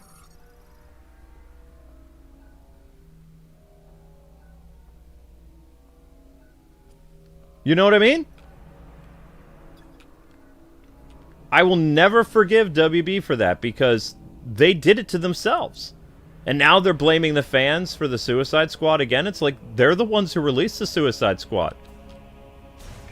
They're the ones who, like, basically made fun of the Justice League, and they did all this other stuff that, you know, fans were waiting for the Justice League to show up since Arkham City when the Easter eggs started. And the people who grew up with those Arkham games were very disappointed in the Suicide Squad.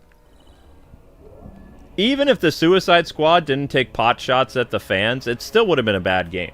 What made it an even worse game is that it took pot shots at the fans.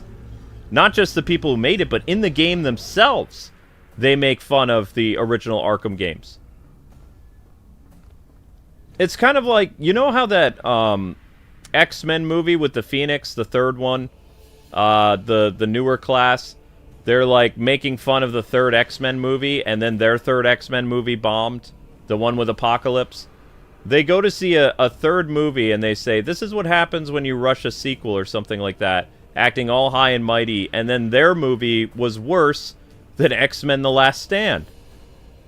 But they were making fun of that Fox X-Men movie,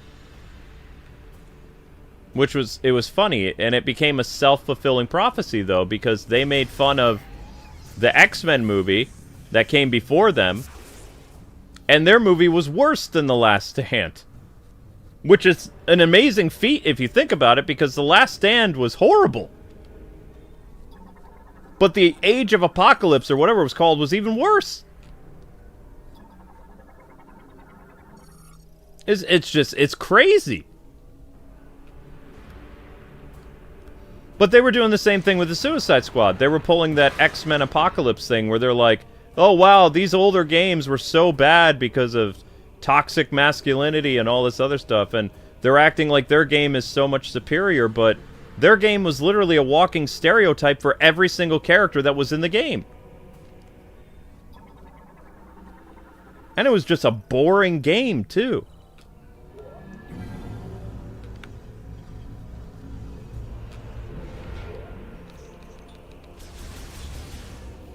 What is this? I don't know how I get that.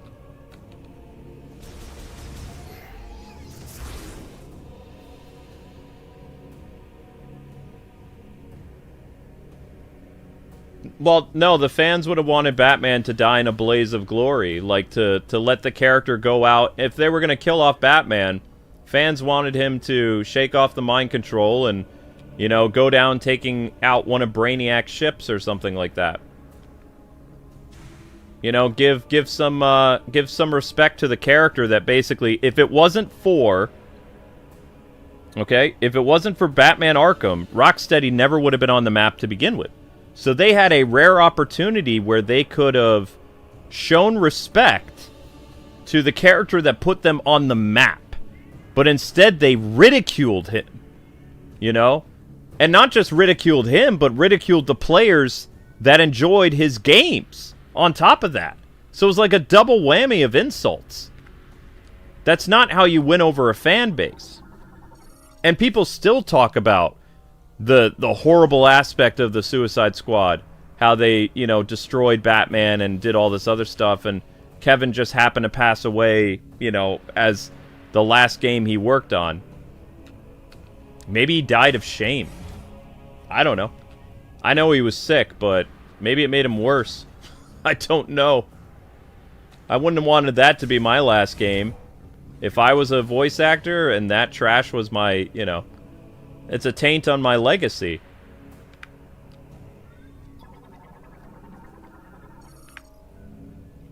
I use that die of shame thing from Batman the Animated Series, by the way.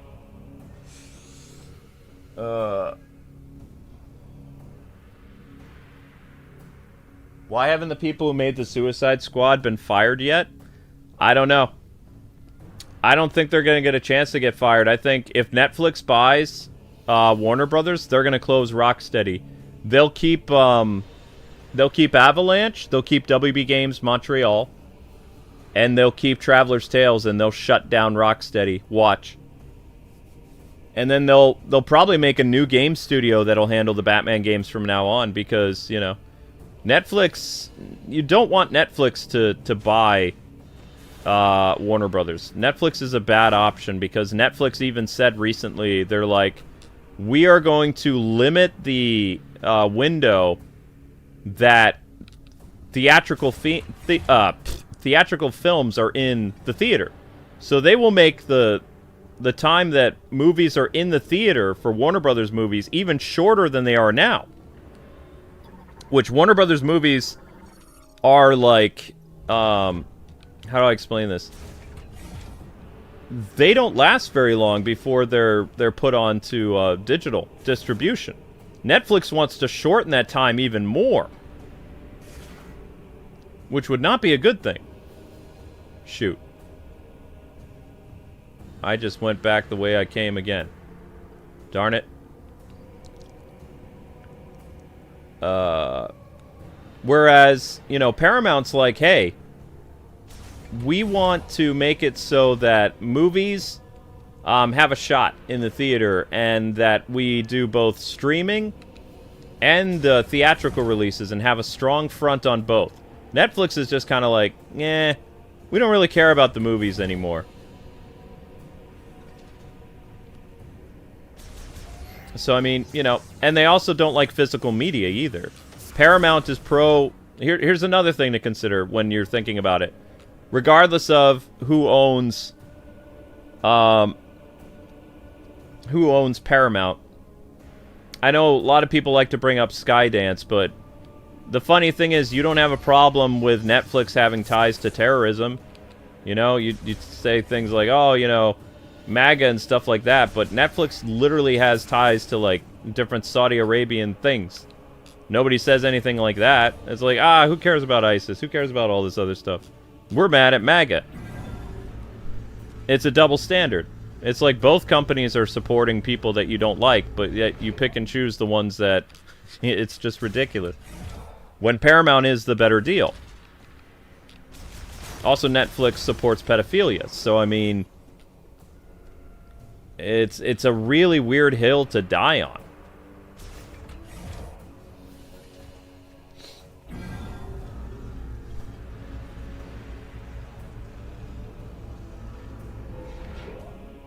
Did I hold up a middle finger when Harley killed Batman? No. I was just shaking my head like this is wrong. Also, the fact that she just doesn't get. She basically. She monologues. She monologues before she shoots him.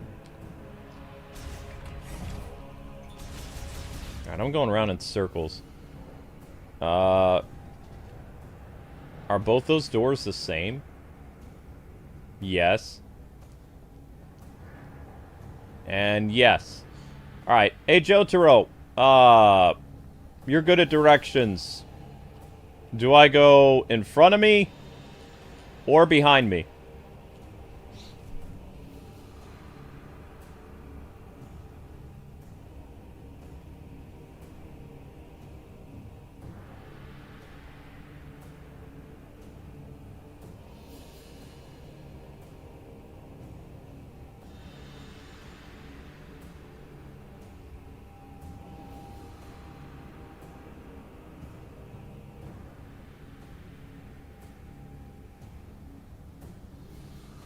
Yeah, I'll give you that, Jotaro. Last Stand was really bad. But I still think it made more money than The Age of Apocalypse or whatever it was called. And you're right, the Apocalypse movie was watchable. It's just weird that they were trying to say that they're better than the previous X-Men games, or X-Men movies, and then their X-Men movie flops. It's just, it's such a weird take to have.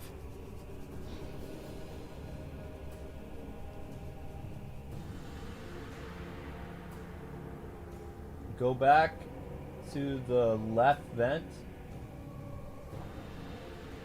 This vent, and go back through the half pipe. Okay. You turned yourself around. Yeah, I tend to do that.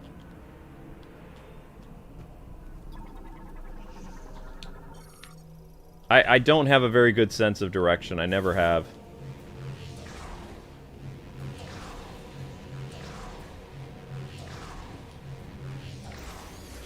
Was there another entrance over there?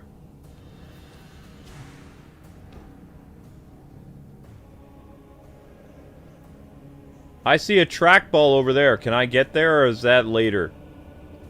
Because I see it right over, over yonder.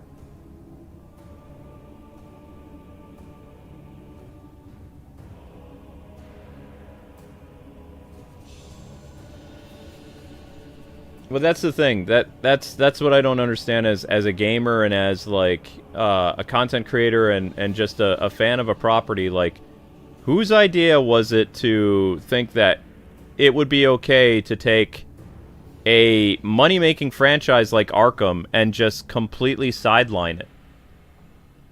Like, I really wish they could fire the person responsible for that.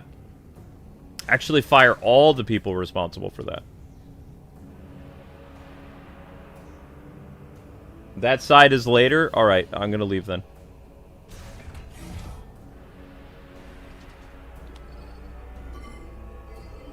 So you want me to take this elevator.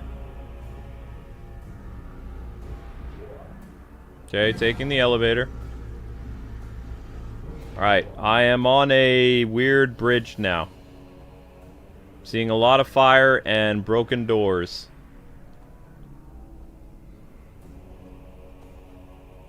Destroyed computers.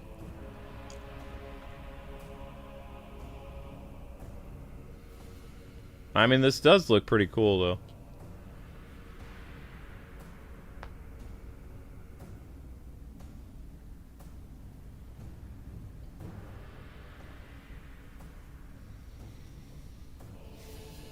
And as I said before, it doesn't matter if the Batman games they would have released, if they would have been mid or just like okay. People still would have bought them. People would have had fun with them. And it's just like Assassin's Creed. Every once in a while, a really good Assassin's Creed game is made. You know, even though they're pumping them out all the time. Same thing would have happened to the Batman games, except I think the Batman games, there's just something about them that work more than Assassin's Creed. The Assassin's Creed games got very tiring. The Batman games, there's just something about them outside of the Suicide Squad that just really speaks to people.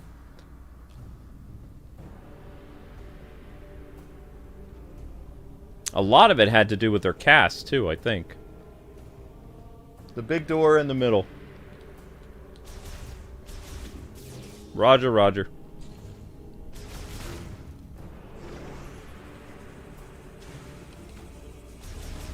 What is that?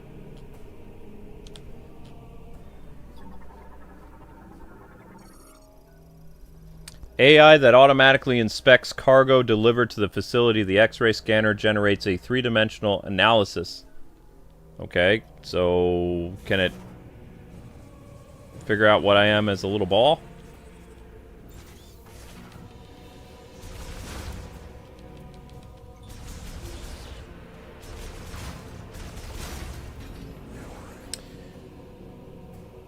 Do you want to know what's funny, though? Even though you might see Marvel, like nowadays, make a mistake with an upcoming game or something like that, they're always, from now on, they will always release a game. Like, you can't go probably 2 years without a new Marvel game. In fact, they might even release a new Marvel game every year. Think about it that way. Like, they're really smart. We had Marvel Rivals last year, right? That was the new Marvel game in 2024. In 2025, we got, whatchamacallit? Marvel Cosmic Invasion. 2026 is going to be Wolverine. 2027 is probably going to be Captain America and Black Panther. They're always going to have... And actually, next year is the Marvel fighting game. So you got Wolverine and the Marvel fighting game. So you have 2 Marvel games next year. DC only has... Or, sorry. WB only has next year Lego Batman. That's it. So that's what I'm saying. Marvel is very, very smart. They're doing the Stan Lee thing that he did in the 90s. Keep pumping out content.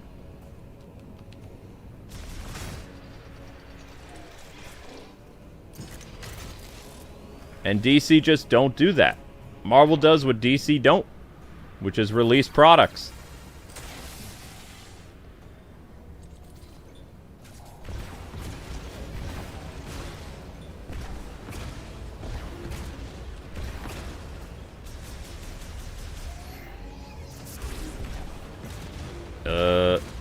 Freeze you? No?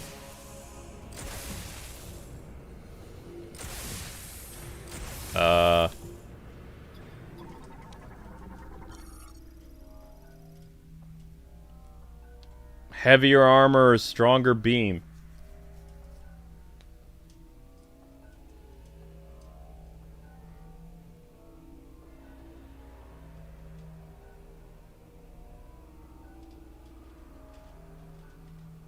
Well, it doesn't matter. You still have 2 Marvel games next year. You got the Marvel fighting game and you have Wolverine. DC and... Yeah, DC just has the Lego Batman game, which they still haven't announced a release date. I think we're going to find out the release date at the Game Awards. So we'll find out the release date for Batman on December 12th. Probably.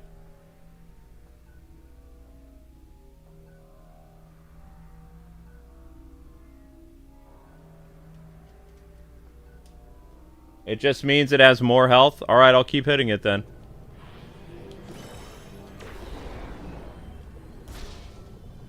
Oops.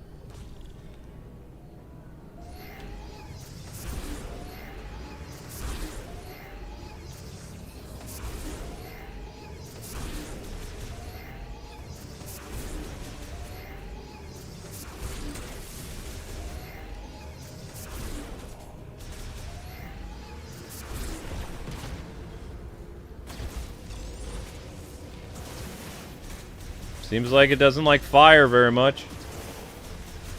Okay, so the secret with that one is fire. Got it. You said a save room is where, Jotaro?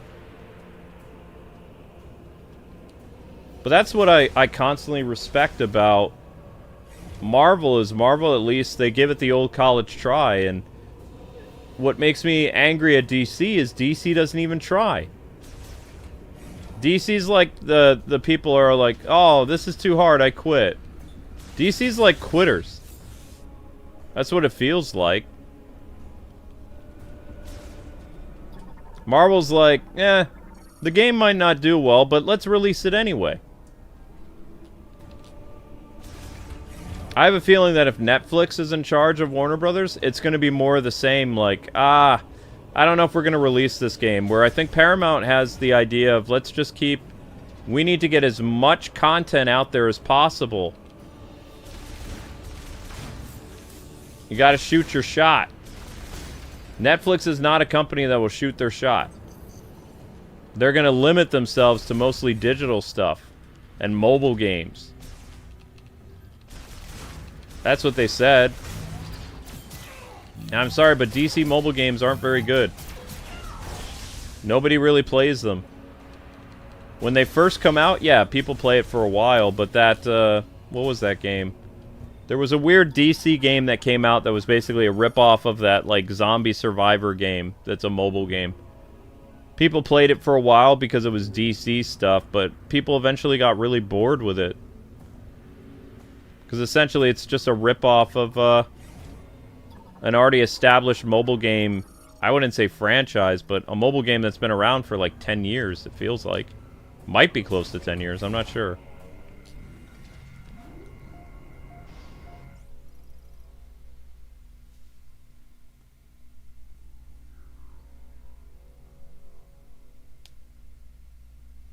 Well, they've had the ability to make, for whatever reason, David Zaslav was like, make more Mortal Kombat. And Ed Boon doesn't like to make constant Mortal Kombat games. He likes the Injustice universe too. So, like, what NetherRealm likes to do is they like to release an Injustice game, then a Mortal Kombat. Injustice game, then Mortal Kombat. If you look at the last 10 years, almost... In 2017, it'll be 10 years since Injustice 2, by the way. If you didn't know that. If they don't release Injustice 3 by 2026, it'll be 10 years of no Injustice either. And just constant Mortal Kombat. And the Mortal Kombat games are fun, don't get me wrong. But what happens is the team gets burnout because they like to broaden their horizons with other types of fighting games. Then they take their really cool ideas that they didn't use for Injustice and they bring that into Mortal Kombat and vice versa. That's why the Injustice and the Mortal Kombat games continue to evolve and get better.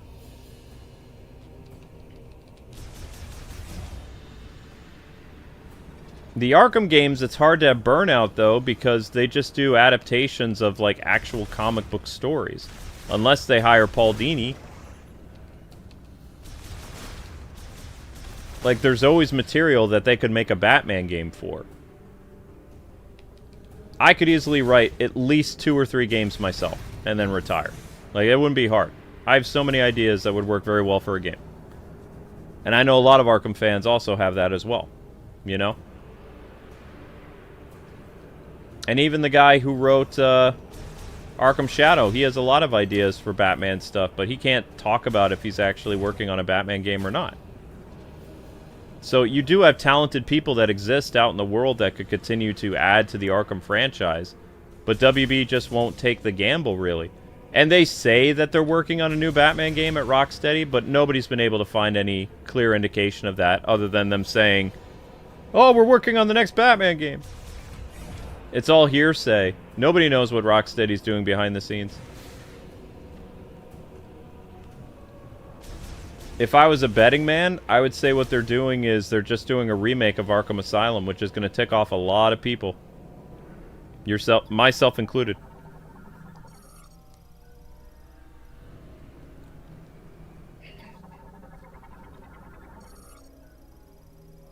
Resistant suits? Oh, that's cool looking.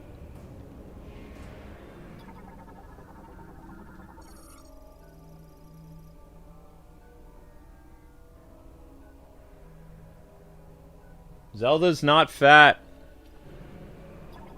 She's losing weight. Zelda needs to gain weight, if anything else. Maintenance track conduit hatch. Malfunctioning. It can be opened from only inside.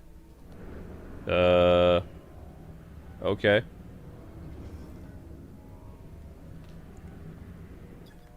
More health pods. Alright, so we went to the save point.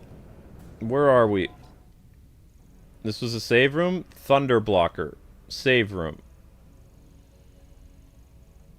Empty room.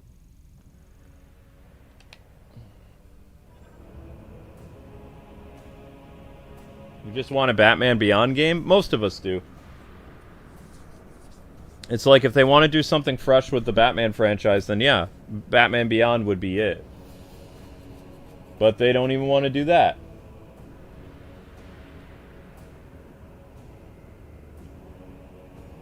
The funny thing is, like, Marvel's not going to wait for DC to get their act together. Like, they need strong leadership. They need people that are willing to take risks, as well as, you know, listen to the fans. The fans have been saying for years, we want a Flash game, we want a Wonder Woman game, we want a Superman game. What does DC and Warner Brothers do? They cancel them. They cancel the Wonder Woman game. They cancel the Flash game. They don't even let the concept of Superman and the Flash get off the table. The Wonder Woman game was doing really well, and then what happened was it became unsalvageable because they changed the story. They basically incorporated so many elements of, like, the Suicide Squad narrative that there was no way to save the game.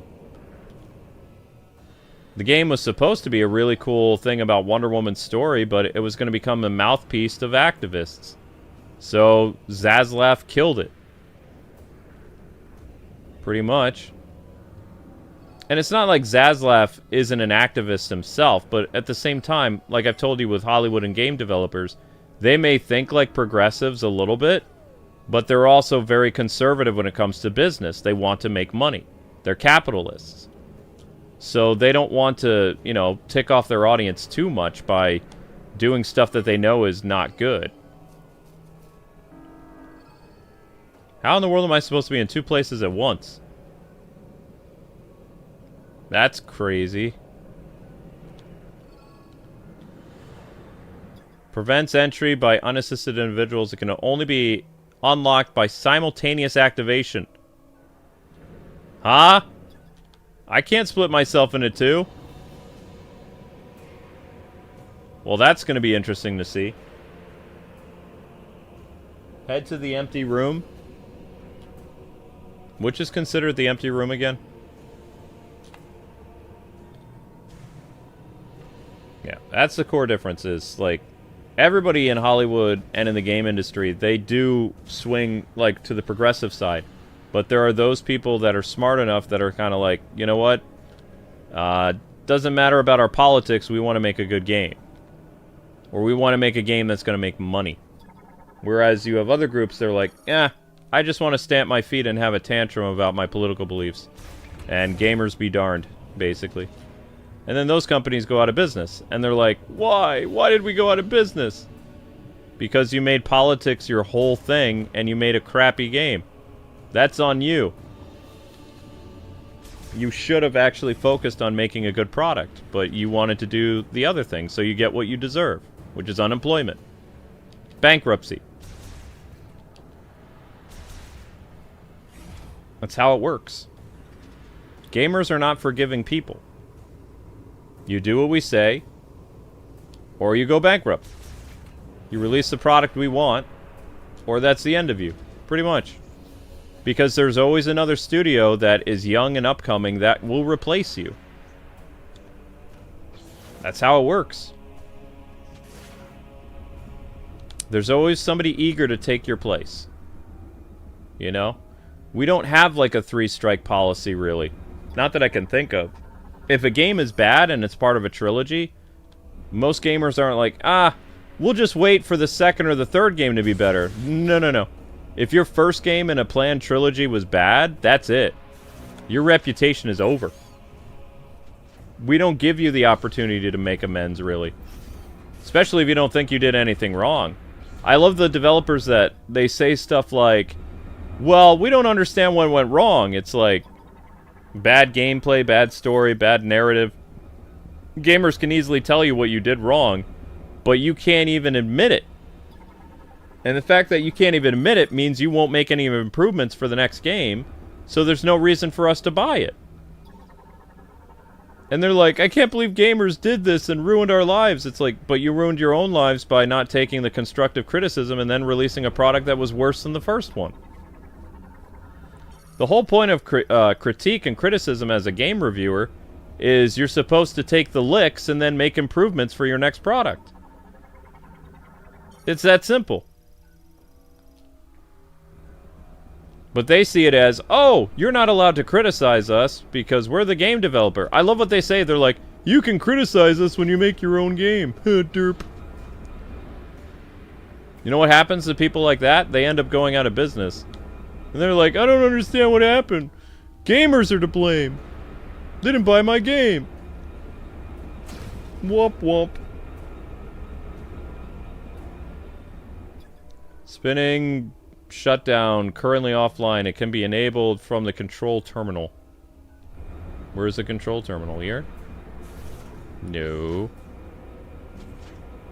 Wait, do these both go to the same place? Let's find out.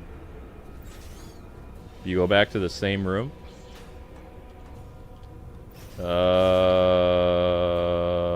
No. This is different. Identify yourself.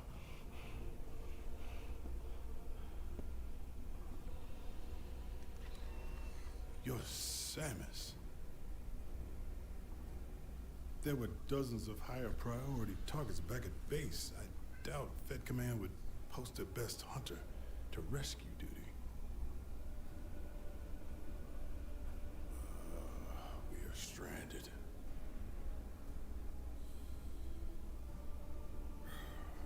I've been trying to figure out a way out of this room. My problem is that boiler is putting off enough heat to turn me into casserole.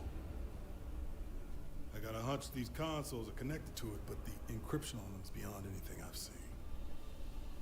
Something tells me that's not an issue for you. Maybe we can turn the boiler off. I'd appreciate the assist. Samus nods. I'm Sergeant Ezra Duke, by the way. Pleasure to meet you, Samus. This console might turn off the heat. Any ideas? So, when that bad guy attacked everybody at the very beginning of the game, were they, like, mass teleported, or was, like, were their ships, like, teleported? Like, what exactly happened? Was it kind of like an instantaneous teleport where, like, Federation and enemies were just, like, plucked and just stuck all over this new world? Or did they all come together and they just wandered off? They all teleported in groups and then they just, like, ended up, like... Because it sounds like this dude was just teleported here, or maybe he wandered here or something like that, and he's been stuck in this boiler room. I don't know. This console might turn off the heat. Any ideas? Well, let me look around before I mess with stuff. Except he said that he couldn't mess with that, right? So I guess I have to do it.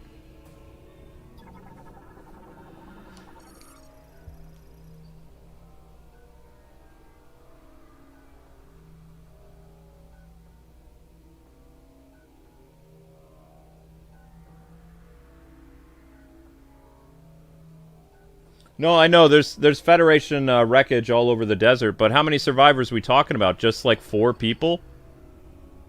Duke, I mean, this guy's named Duke. He reminds me of G.I. Joe. The Mackenzie guy and the dude with the limp. And tell me only like 4 people in Samus got teleported to this world? Everybody else died in space or something?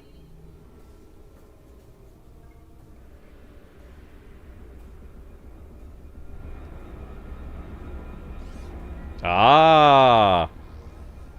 Something happened. Yep, something happened. Just need to get in there and shut off the heat. I can do that.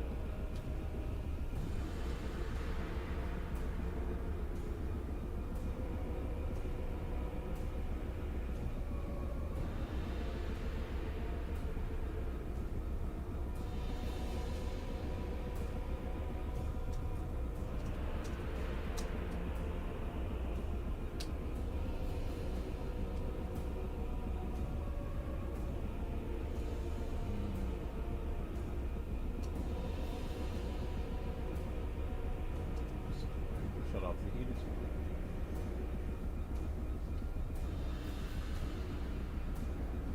It didn't teleport the whole base, just the hangar? Okay. So the Federation isn't wiped out then. I mean, the Federation gets killed a lot in these games, though. So many of them die.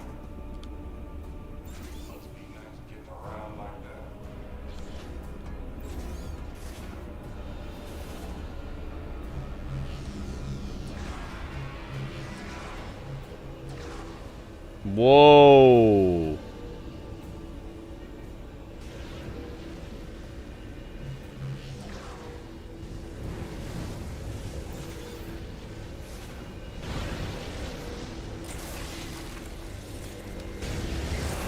Whoa, whoa, whoa, whoa, whoa!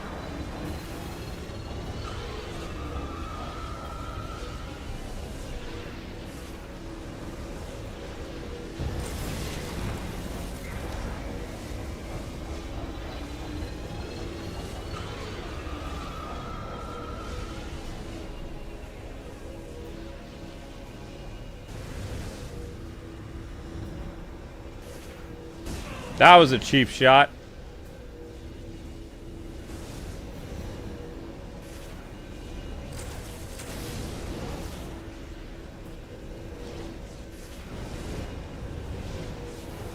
Don't like the burning.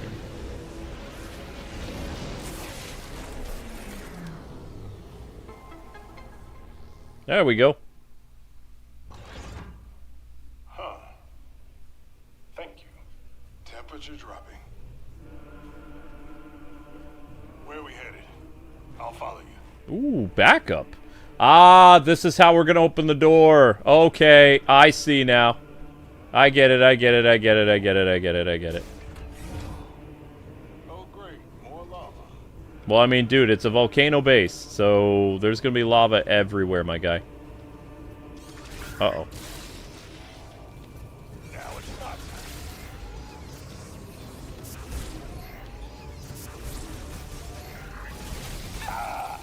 not. Nice job.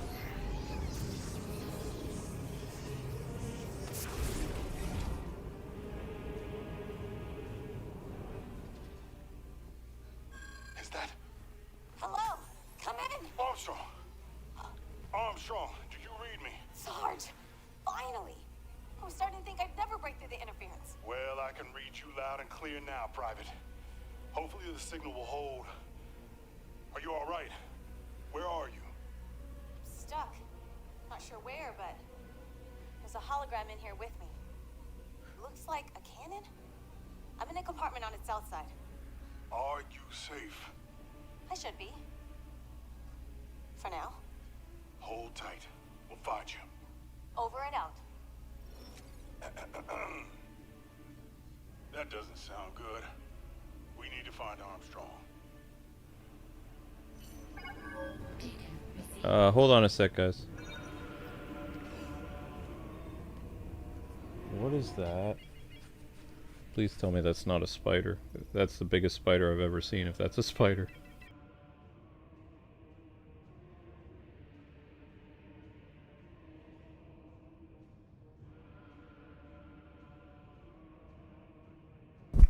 I'm alive. Everything's fine. It looked like a giant spider. And not because there was a big spider in our basement that maintenance got rid of a while ago. It turned out it was a big centipede. I don't know how to describe how big it was. It was probably like an inch or two. I don't know. I think it was at least 3 inches. Probably 3 inches. 3 inches long. It looked like a spider though. Terrifying. So I woke Amber up because I had problems with spiders. Once I saw it was a centipede, I was fine. But couldn't see if it looked like a spider from where I was sitting and the way it was crawling. So I was having a... I have a problem with spiders because I had trauma from college that I can't get over. So, you know. Okay, anyway, moving on.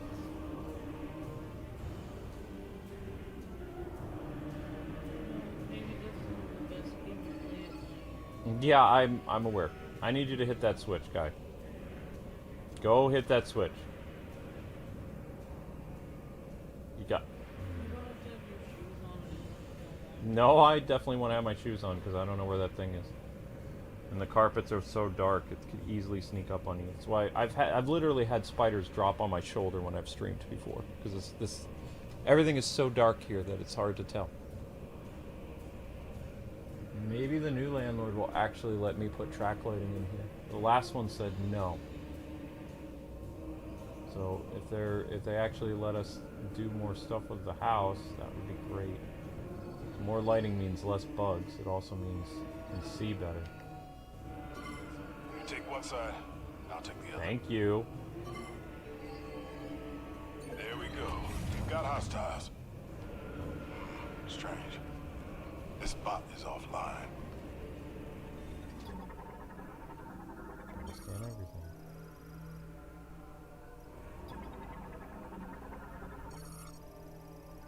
There's a coolant and stuff. Oh, she's been down there the whole time. No, she hasn't. I filmed her. She was filmed today.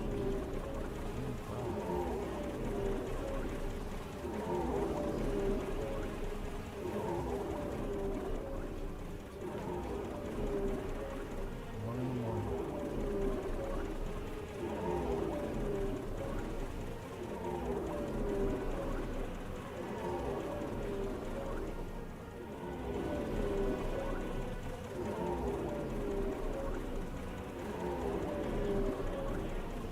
No.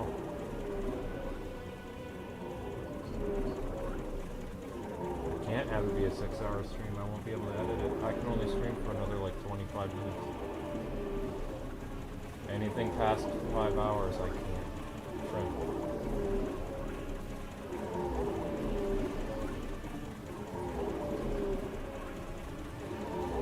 I mean, there are people here. It's just YouTube's not giving the views. This Metroid stream did better than the other one, but it's still only 860 views.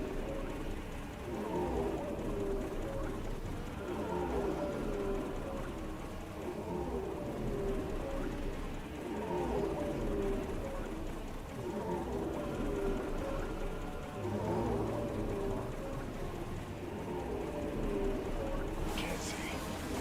My eyes is fogged up.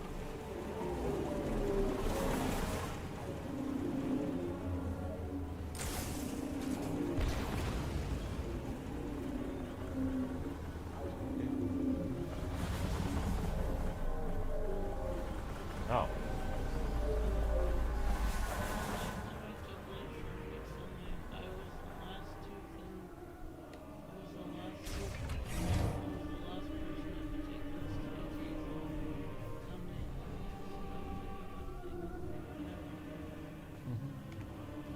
Private Armstrong is on my squad. I gotta find her.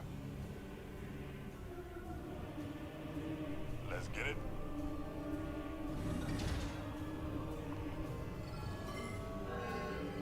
On three. Three.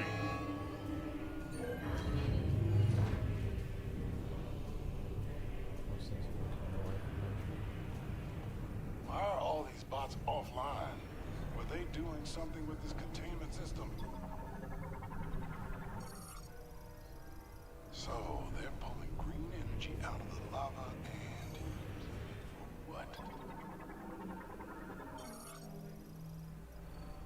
I'm fine. I thought it was a spider. I was frozen. I was scared. I'll stay down here. You wanna They check told me the there were big settings? spiders in the basement. I thought one was here. Spider they killed wasn't even that big. was freaking out because from where I looked, it was right over my head like this, and I saw its legs move, and I was like, okay, guys, I'll be right back.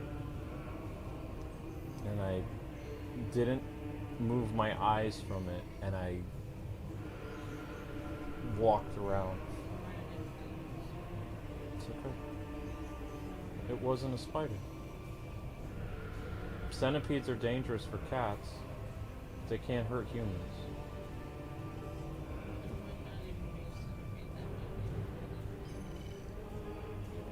I don't.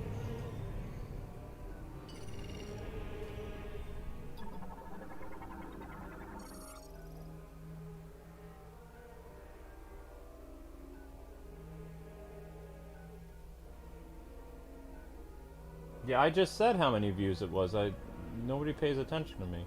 Well, apparently MTO paid attention, because, yeah, that's how many views we have.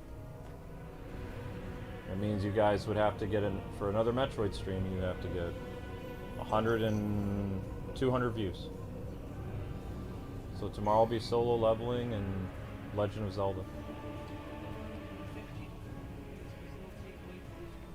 Yeah, they could take away views too. That's also the thing.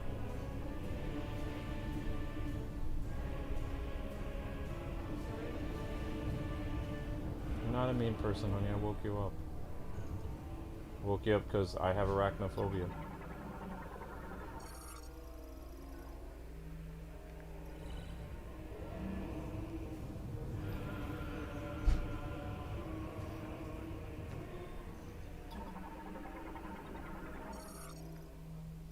I think this is the way.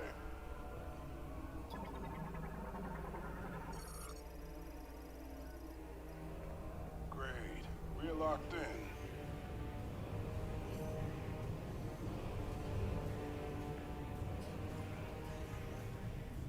We'll need to open this shutter if we want to get out of here.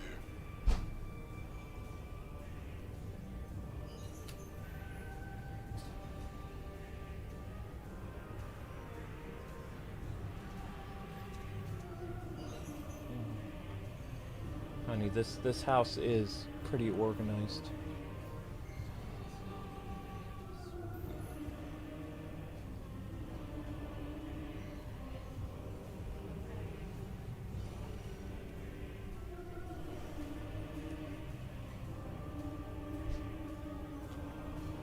I'll stay down here if you want to check upstairs. And hopefully upstairs has a save point, because I'm getting tired. Jotaro, is there another save point coming up?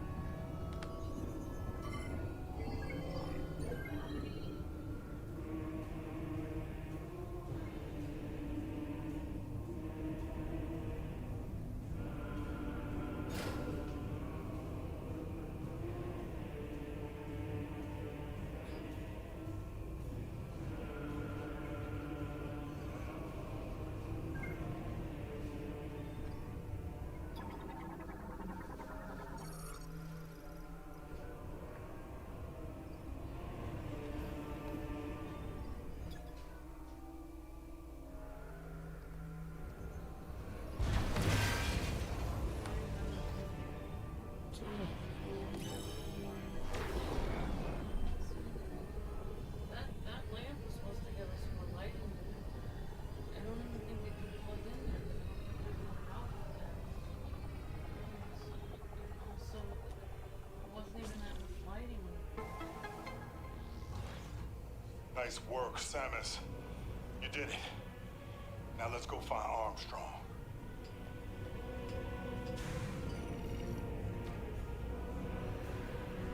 Bad feeling about this. Are these people They're Federation, so they're good. Every Federation trooper you meet is a decent person.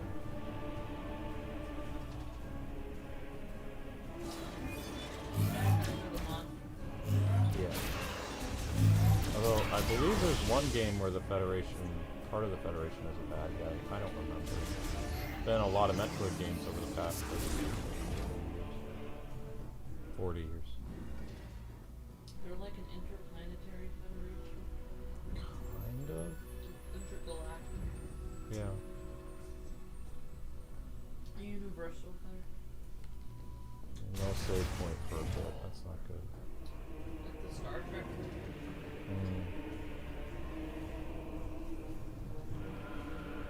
Why are those robots like What do we have here?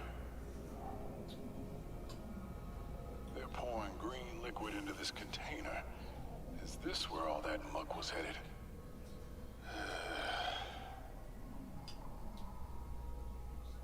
Looks like we're going up. Is there some kind of like versus battle online with Master Chief versus Samus? Because I keep seeing that. No. It's a fan video. Fan mods. What are they doing loading this thing with green energy?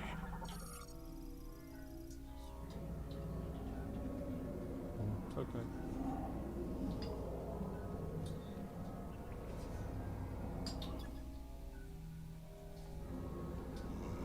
More of those bots and some kind of artillery shell.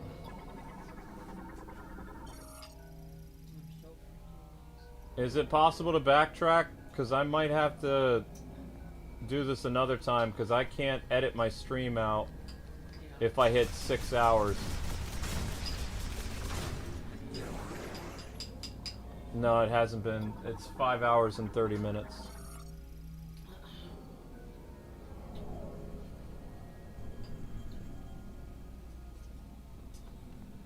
You have to backtrack to a save point. Well, I mean, I saved a while ago. I don't mind having to do this over again, because I know what I'm doing. I think I should stop.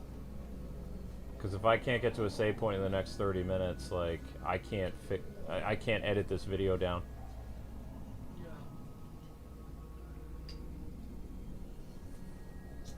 Have a good night, Jacob.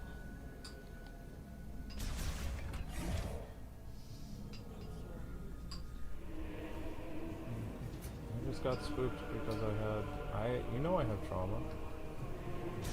I have trauma from a tarantula, so that thing looked about as big as what was on me. Little small one, but still pretty big.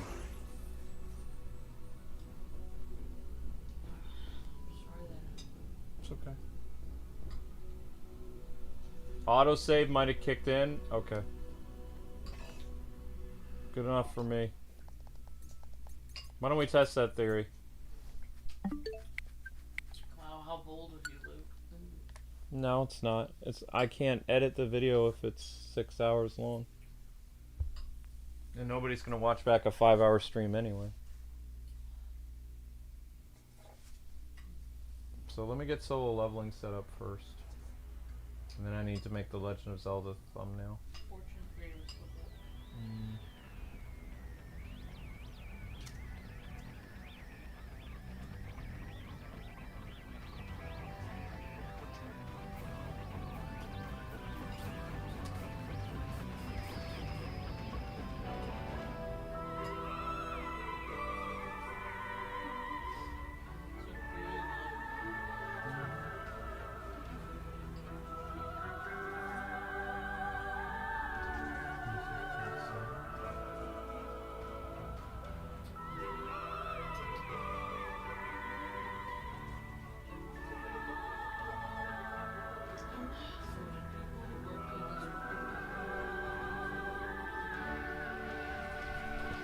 Metroid Prime series is done by Retro Studios, who used to be Rare.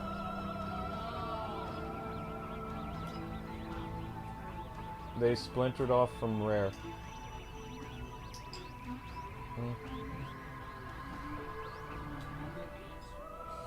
They're a very good game studio. It's just the last Metroid Prime console game was in 2007. Metroid Prime 3 Corruption was 2007, I believe. And Metroid Prime Trilogy was in either 2009 or 2010. There was a Metroid Prime Hunters game in 2004 for DS. And then non-Retro Studios made Metroid Prime Federation for 3DS as a digital download game. Except for Federation Force, I believe. And I don't know if they made it on the DS or not. I think they did. I don't remember the studio who made it. Alright, so we're just checking to see if the autosave worked, guys and girls.